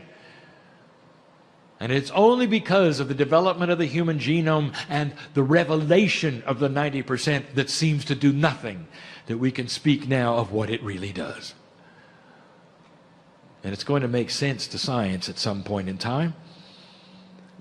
When they take a look at that 90% and they don't see it as coding, but they see it as engrams, as ways of sending modifiers to the 3%, which is the engine.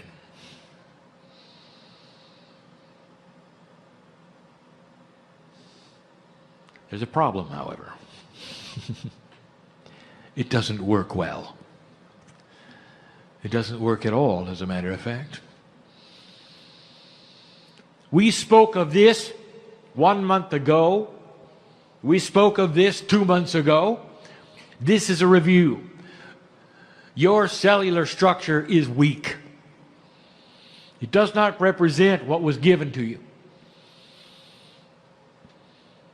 Your immune system is horrible.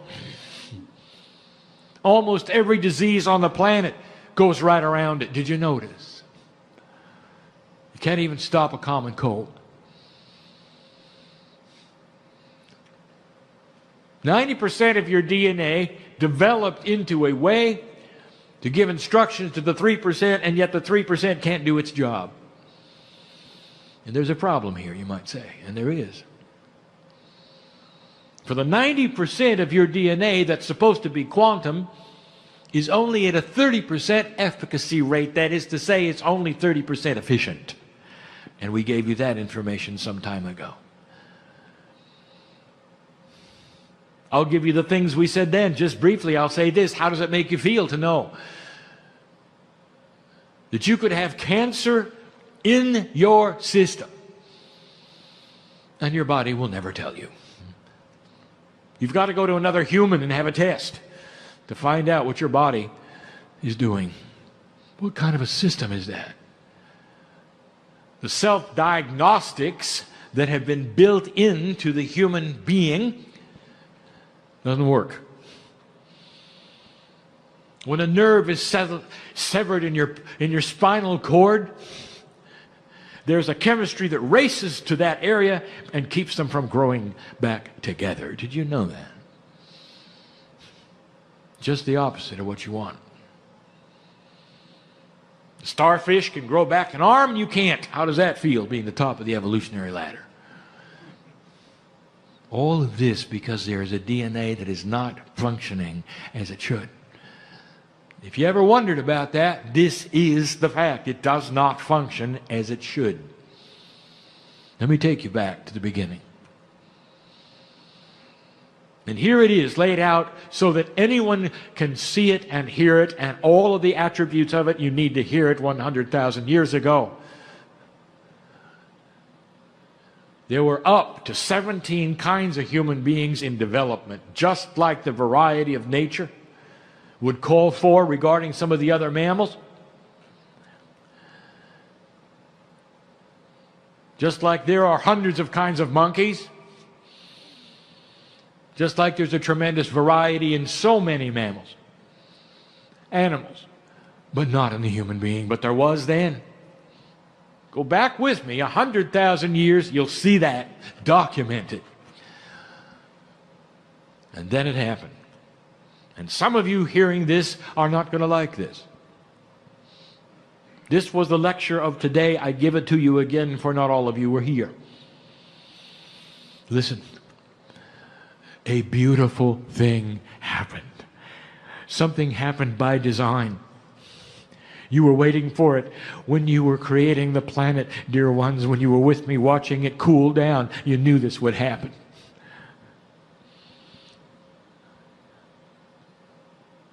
So in the Milky Way, you have what you have called the seven sisters. 7 stars, one of whom has a planetary arrangement around it. And you have called this arrangement and those coming from it the Pleiadians. And these are the ones who visited Earth 100,000 years ago, and it didn't take them very long to get here.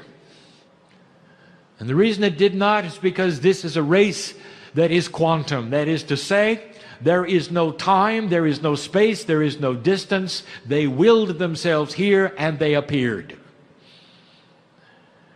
It is an advanced race that is spiritual. It is graduate in nature. It is mature. It is beautiful. All of these things on purpose, and those who came changed the DNA of one kind of human being of the 17. They stayed for as long as it took.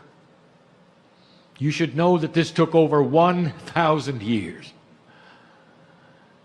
Slowly, all of the other kinds of human beings dropped away. Only one was left, the kind that was changed. The DNA was being altered. And this is the creation story, given to you on purpose in a beautiful way by Spirit.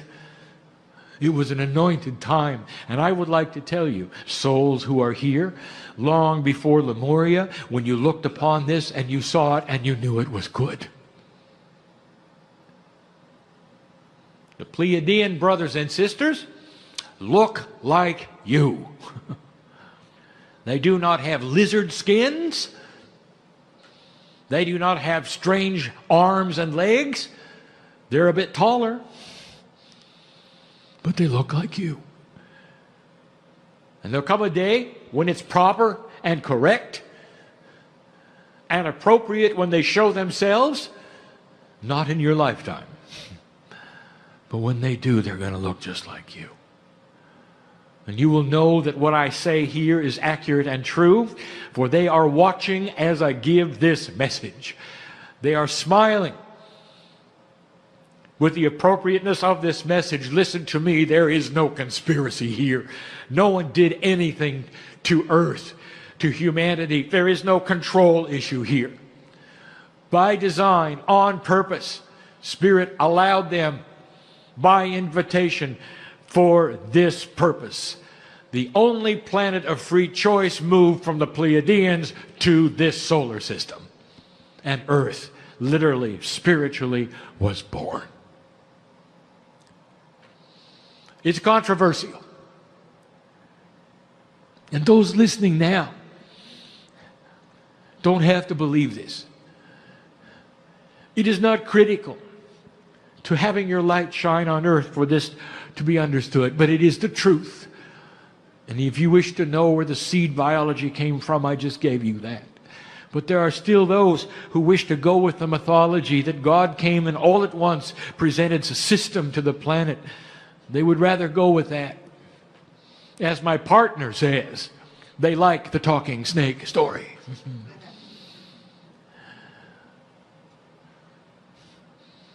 But that's not how it worked. Slowly, the first civilization on the planet was born. And it was called Lemuria. And it was not an advanced civilization in the way you think advanced. But they had something you should know about. Their DNA was at 90%, not 30%. All the quantumness of their DNA was activated, for that is what the Pleiadians passed to them. The oldest civilization on the planet, the one that was the most long-lasting, that never had a war, was Lemuria. Broken up only because the oceans of the sea rose. They became seafaring as they had to be and always were, and moved to the edge of the Pacific Rim. They were the original society on the planet. They were the beginning. On the top of the mountain of the biggest island of Hawaii is where the canoes are buried. And they will tell you that in the lineage of Hawaii. The Pleiadians came there. That's where they landed first. That's where they began their work. Lemuria celebrated that, for they knew in their DNA all about the solar system. Did you understand that a quantum DNA working at 90% creates a consciousness that is one with the universe? One of the most ancient of spiritual beliefs on the planet asks you to be one with everything. It's not an accident. I'll get to that in a moment. The remnants of Lemuria are gone, covered by water a long time ago. You're not going to have proof of this. Not physically. Only if you go there and you ask what is happening. And the ancestors will come to you and answer and say, "Welcome home."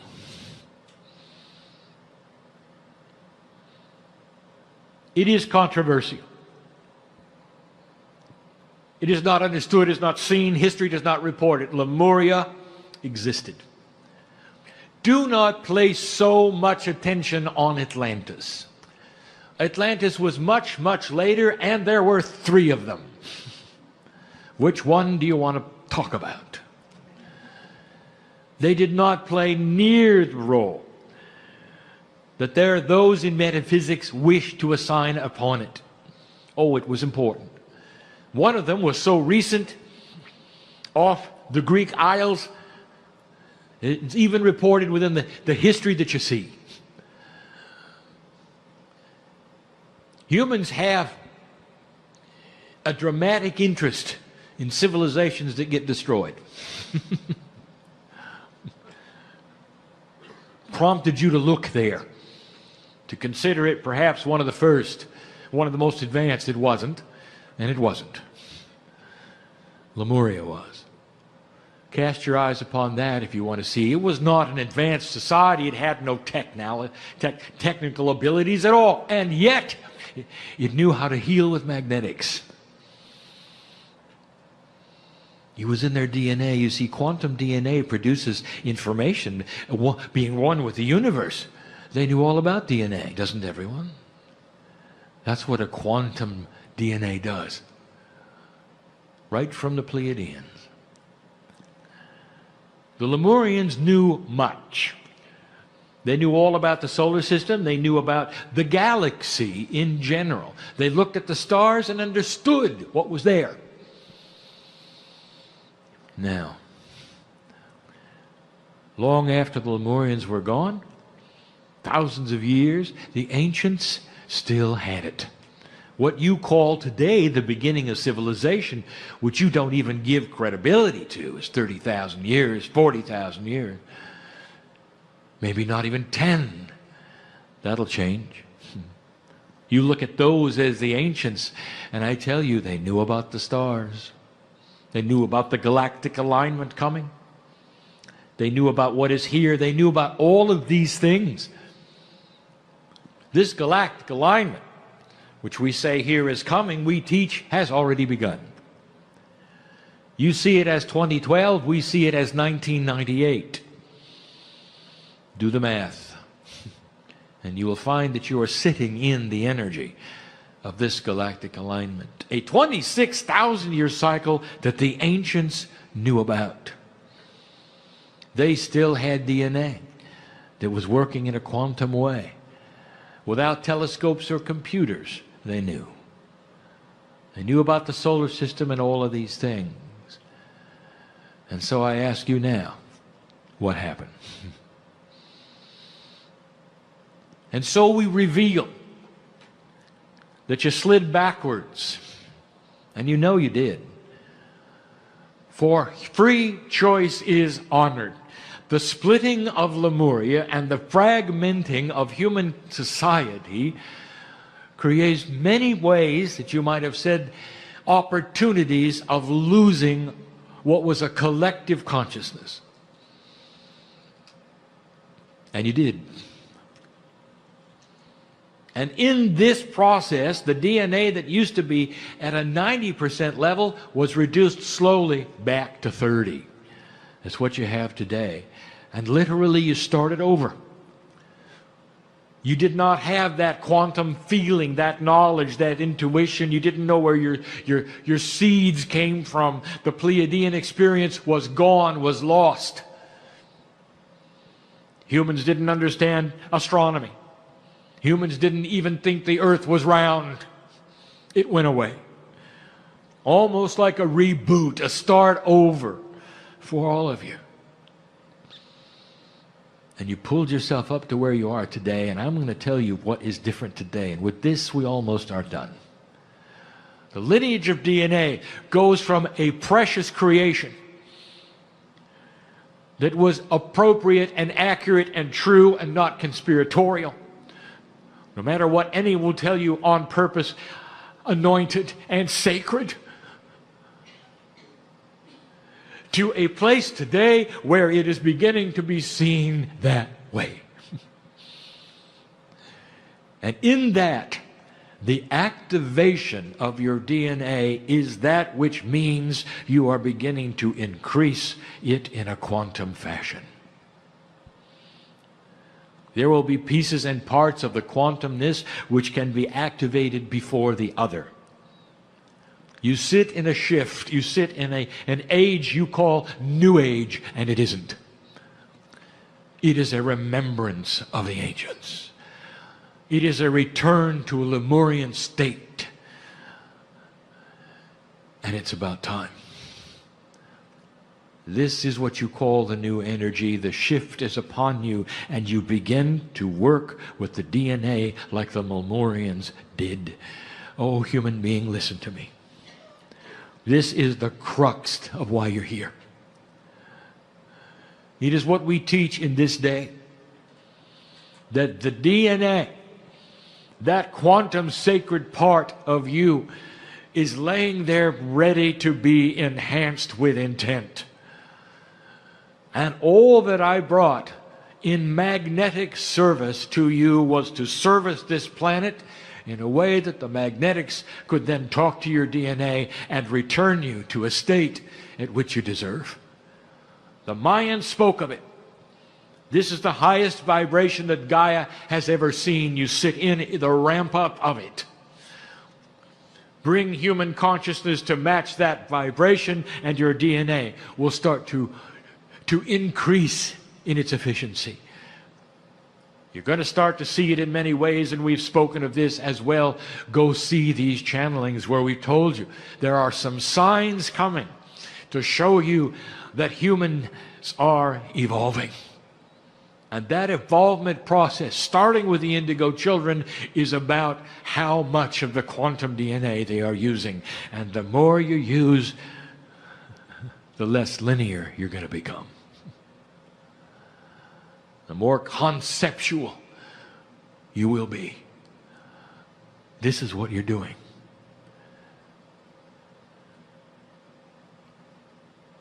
Here's something we've not spoken of before. The Lemurians lived a very long time. Self-diagnostics in the DNA created a human cellular structure which actually repaired itself. I'll tell you something that you would never, ever have expected. The Lemurian could grow back a limb.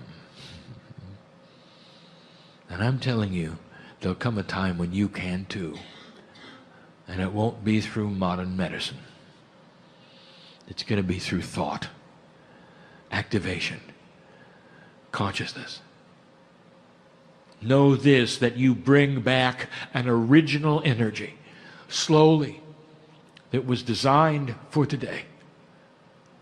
It is time for you to return to the quantum state, which is the spiritual state, and it starts now. You fight a battle on the earth between old and new energy, and the new energy is winning. Make no mistake that the old energy will be with you for some time. And it's going to create issues with you as you clean up your economy. And you're not done. You will see the ways of a new paradigm of being, of structuring. And it's going to take some time. Do not fear what it will do. For it will emerge just like you knew it would emerge. One of the strongest on earth. Filled with integrity. A new paradigm that makes sense for a new age. Count on that. All part of a human evolvement in consciousness that you can see in your DNA. Kryon, is the scientist going to be able to put this under a microscope and see it? No, because the microscope is 3D. So I say to the scientist this, what I've said before, when you develop the quantum lens, you will see it. For you will actually see the chemistry in the 90% of DNA will glow under the influence of the quantumness, and you will know I'm right. And it will change colors with the activation, and you will be able to see it. But at the moment, you have no quantum lens. There is not any device for measuring the quantumness of the universe that exists on the planet. But you're getting close. When you do, the revelation will be in your biology. These are the things we wish to bring you today. These are the things of the teaching. And all through that, we've been hugging you. Why do we bring these things to you? To tell you, dear human being, that you have come full circle. You wouldn't have missed this. Dear human being, for those, listen to me. I know you. There will be a certain percentage of those in these next years who will come see me.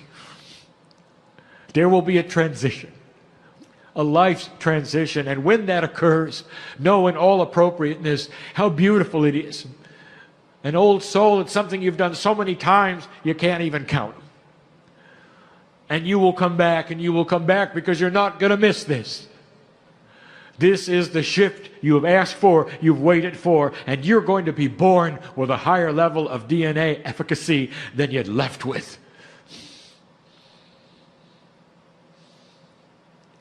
Watch these children develop even into a more frustrating group than they are now. And some of them will be you when you return. I wouldn't say these things unless they were accurate and true. See the clarity of the channel today. Feel in your own innate sense the truth of it all. And be aware that you are dearly loved. It is the reason we are here. We collect the bowls, metaphorically, of the tears we shed as we wash your feet. We invite you in the room now to carry on this energy of spirit. Let it sit with you for a moment before you rise and leave. Let it be known that this day, Spirit really was here to meet the brother and the sister, to wash your feet with our tears, that you would let us do such a thing as this, to be with you for an hour, and to love you like we are. And so it is. So yesterday we went and connected with an animal guide, and I loved the sharing that people had with me about their particular connections, and some interesting things arose where one animal guide connected, but when they emerged outside it was a different animal. And so that is multidimensional, which is what Kryon keeps telling us to be. So don't be confused by that. Embrace that. If you have an animal guide that comes to you and then it becomes a different animal guide, just know that it is perfect in the moment that you need. And what I would like to do is to continue that connection that we have created with our animal guide, if that's okay with everyone else, to go in and connect and keep traveling with our animal guide. So with that, I invite you to go to that place where you connected with your animal guide and greet each other. Welcome, hello, thank you, I see you. Thank you for this beautiful connection we share. And once you've established that connection, let us continue our journey as we walk along a path and we come across a river. And the river is the river of learning. And there is a desire to cross this river of learning and arrive into the land of knowledge. And so together with your guide, what is the way that you are now going to cross that river of learning? Take a moment to work out how together you are going to cross that river of learning. And trust that those answers are already there. Because there's been many, many times you have crossed your own river of learning. And as you're in that river of learning and going through now, realize how easy it actually is to do that, especially that you have guidance from your animal guide helping you to do so. And so now as you come across the shoreline, you come up onto the land of knowledge. And what is that knowledge that you now have? Is it possible that within you, you have the ability to manifest and connect with the guides that you need for whatever situation you come across. And there is a willingness from the guides that come within you and the ones that come to greet you. For the animal guides, which are part of Gaia, are still a part of you. You came from the earth. You are made of carbon. Within you is the biology that grew from this planet. And so those animal guides that connect with you are part of you. And so here you stand in the land of learning, ready for the next lesson. Allow yourself to extend the learning and the knowledge that you are receiving from your guide, as Monika so beautifully guided us, from the animals, from your own personal guide that emerged from you here in the valley, to also extend yourself more into the land, connecting yourself as we're sitting here all together in the slope of a beautiful area, looking over on the other side, this teardrop arch, and beneath us is the beautiful valley of Monument with its peaks and columns. The air is blowing softly, caressing us, loving us, welcoming us, greeting us, blessing us, just as we bless it back from our hearts in gratitude, with love, with our compassion, with our presence, our beingness here, just being together, honoring the sacredness of the community, the people, the souls that are the caretakers of this land, and their ancestors that came before them. And feeling more of that collective unity and connection we all share with all living beings, with all living souls, animals, and the plants and the rocks. They all have consciousness. They all have different levels, different forms of energies. And this is such a beautiful space. We can deepen our connection to Mother Earth, to Gaia, as Father Sky looking upon us and smiling, with the multidimensionality that exists in everything and everywhere. Breathe and allow yourself to feel even more your sacredness, your beauty, your magnificence, your light and divinity and connection to Source, to God, to Creator, to Spirit that has no beginning and no end, that was always here and always will be, that love us unconditionally, beyond anything we could ever comprehend, but we can deeply feel when we allow ourselves to love ourselves more with our hearts. So breathe consciously, slowly, even more, connecting yourself right now, right here, in this moment,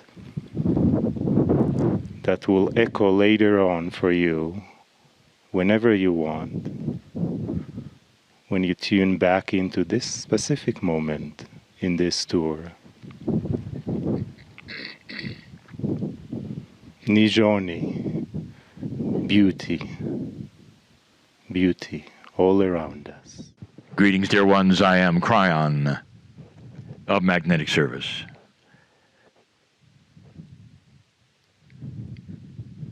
The meditations before this, the information, it holds energy. It asks you to participate. But when channeling is done, it opens a mini portal. That's what the channeling is, dear ones. The portal is not massive. It's not like some that you would open with groups. It's a minuscule one of connection, but it's a portal. And before I will do this, on this sacred land, in front of those perhaps who steward the land, before I will do that, I am going to ask permissions of the guardian of the canyon, those who have watched over this, who have watched over the stewards of the land, and have come before anyone else. I am going to ask permission for that portal. Sometimes it makes no difference to have a group come in and have a spiritual portal open and a channel given in most lands. But when you deal with these kinds of lands, you deal with that which is truly a beautiful hierarchy of stewardship of those who would honor this particular place and have for centuries.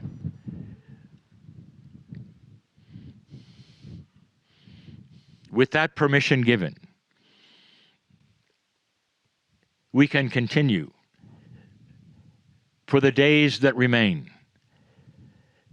And for those perhaps listening who know the Kryon work, you may say, well, we haven't really done that before much. And I will tell you, we've done it every single time it was needed. We are so aware of that which is here, which might not be in other places that we channel.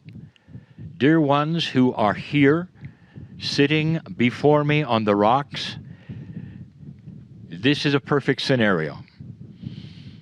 You sit on sacred land, stewarded by those who are the ancients and the daughters and sons of the ancients, in a beautiful sunlit place where all around you is the glory of Gaia. It doesn't get much better. And for those of you who wish to open your hearts at this moment and listen, I wish to present to you something that I have presented for more than a year and a half. But now I want to qualify, quantify, explain perhaps a little more. This shift that this planet is in has been prophesied by these ancients. You are sitting in their prophecy. So this is not new to them.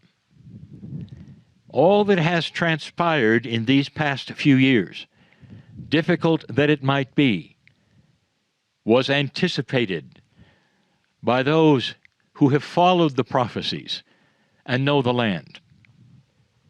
And in this shift, there is something happening regarding the consciousness of humanity.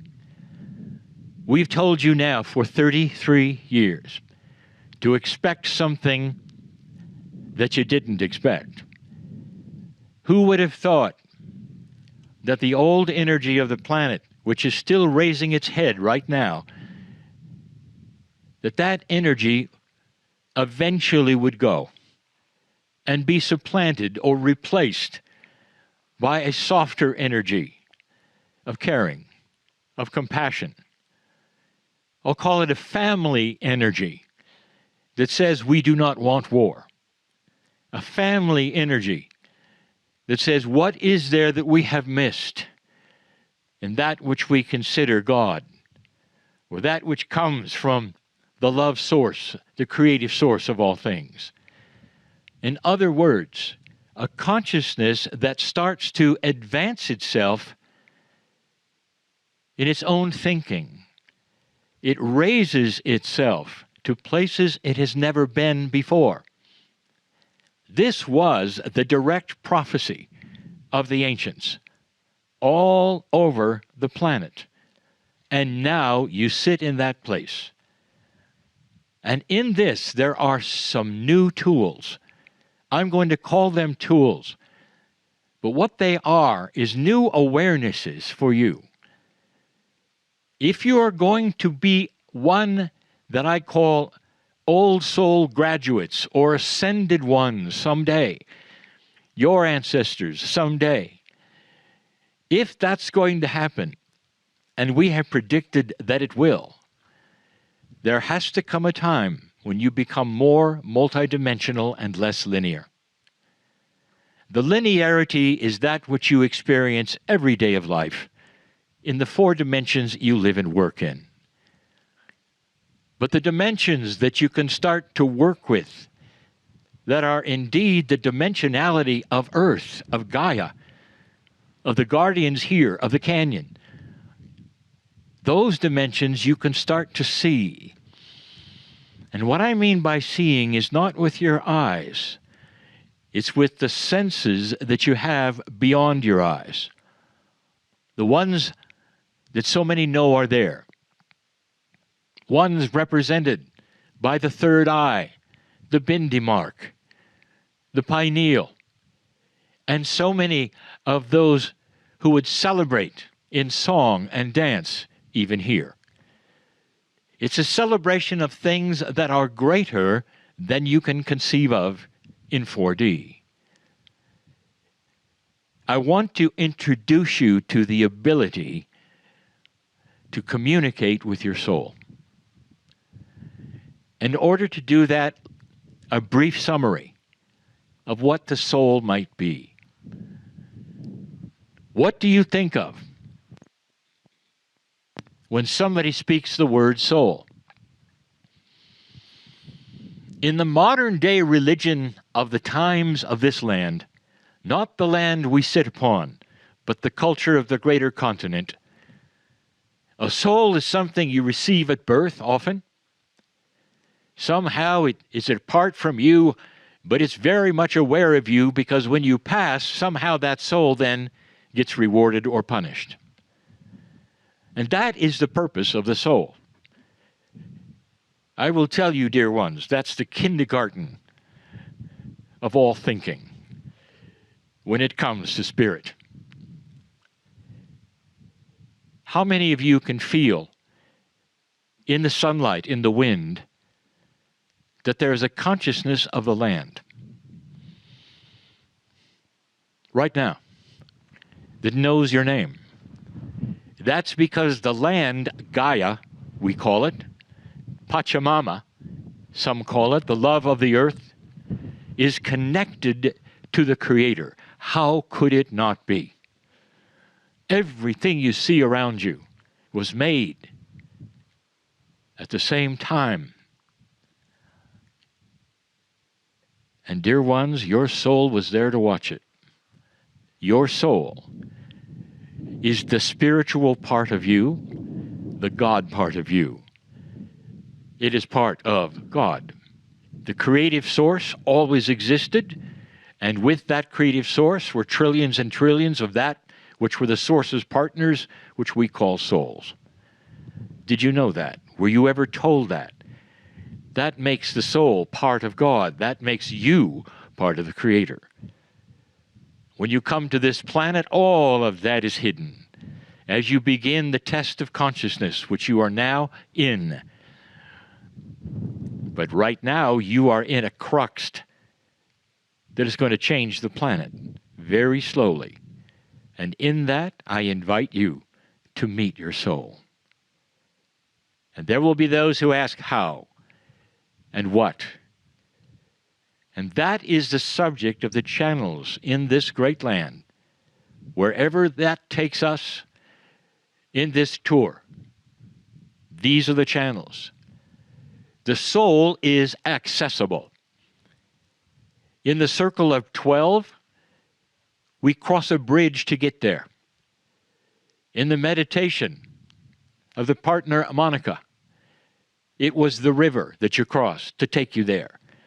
There always is a barrier of thinking between 4 dimensions, practicality, and who you think you are to the next level. Some call it dream time. There are so many names that the indigenous will give it because they go there regularly. They go to that which is an upper world or an underworld to see things they need to see. There are so many stories of shamans which will then go to places, receive the information they need from that which is their spiritual soul, and come back and deliver their wisdom. Even that which is in the Old Testament, the metaphors are everywhere of this same property. Moses goes alone up the mountain to receive instructions. He is the shaman of that, his clan. It's everywhere, dear ones. And now we bring it home to you. Every single human being, old soul, has the ability to cross a bridge by themselves, if they choose to, and meet sections of their soul. This is the premise for the entire tour. And slowly I'm going to give you basic information about what is in your soul. Some of you already know, but I want you to understand it so greatly that you'll understand that it's not something separate from you any longer. That is what a higher consciousness brings, a higher connection to spirit, a higher connection to the land. It's an advancement, dear ones. And that higher connection, some have called a higher vibration, means more than just you sitting on a rock and singing. As some people say, that is what it is. It is not. It is far more spiritual, practical. It takes you someplace for a reason. If you're going to be in ascension status on this planet, you're going to have to understand a multi-dimensional connection, what the shamans know. And that is what we invite you to start understanding as we progress in this. It's going to sound a lot like Circle of 12, because we're going to ask you in every single lesson for your permission to go across a 4-dimensional bridge or barrier into a multidimensional place. And I'll describe it for you. You don't have to even imagine it. I'll tell you what's there. And I do that so that you will understand you can do it. And there are those who would sit and say, why? Beyond that, which is a higher consciousness of humanity, what happens to me? And that's where it gets good. Dear ones, it means longer life. It means more joy. It means understanding the not understandable. Have you ever sat and pondered why things are happening to you? Have you ever sat and pondered why things are happening to the earth the way they are? Have you ever sat and asked your own guides what's next because you're at a dead end? I'll tell you this, all of those answers are there for you. You become your own guide when you're in connection with your own soul. This is dramatic. It's more than was expected. It's controversial in metaphysics, and there will be those who tell you it's not possible, it never was possible. And if there are those around, I will tell them, it's time you read the prophecy of the ancients, because they told you it was coming. And it is. That's what to expect. And these, the few lessons to follow. What is there? What could possibly be there that can help you on your life? Healthy? Younger? All of these things are possible because you figure things out and you rest in the love that is there. If you know what's happening, you don't have anxiety or fear. And that's your soul telling you what's happening. Do you understand the premise? The deeper you go into that which is yourself and your own spirituality, the more you relax, the more you can laugh, the more you find yourself smiling for no reason, and you realize that there is truth when you hear, "Be still and know you are God." How would you like to have comfortable answers to difficult problems? That's available. We'll start that tomorrow. You're in a perfect place for this. Feel it, understand it, expect it. And lastly, this: if you're here, sitting on a rock, and you're saying, "This is a mystery to me. I really haven't done this much. I don't know where to begin." Here are my instructions. Number one, do you believe in the creative source? I think the answer would be yes. You call it God. Number two,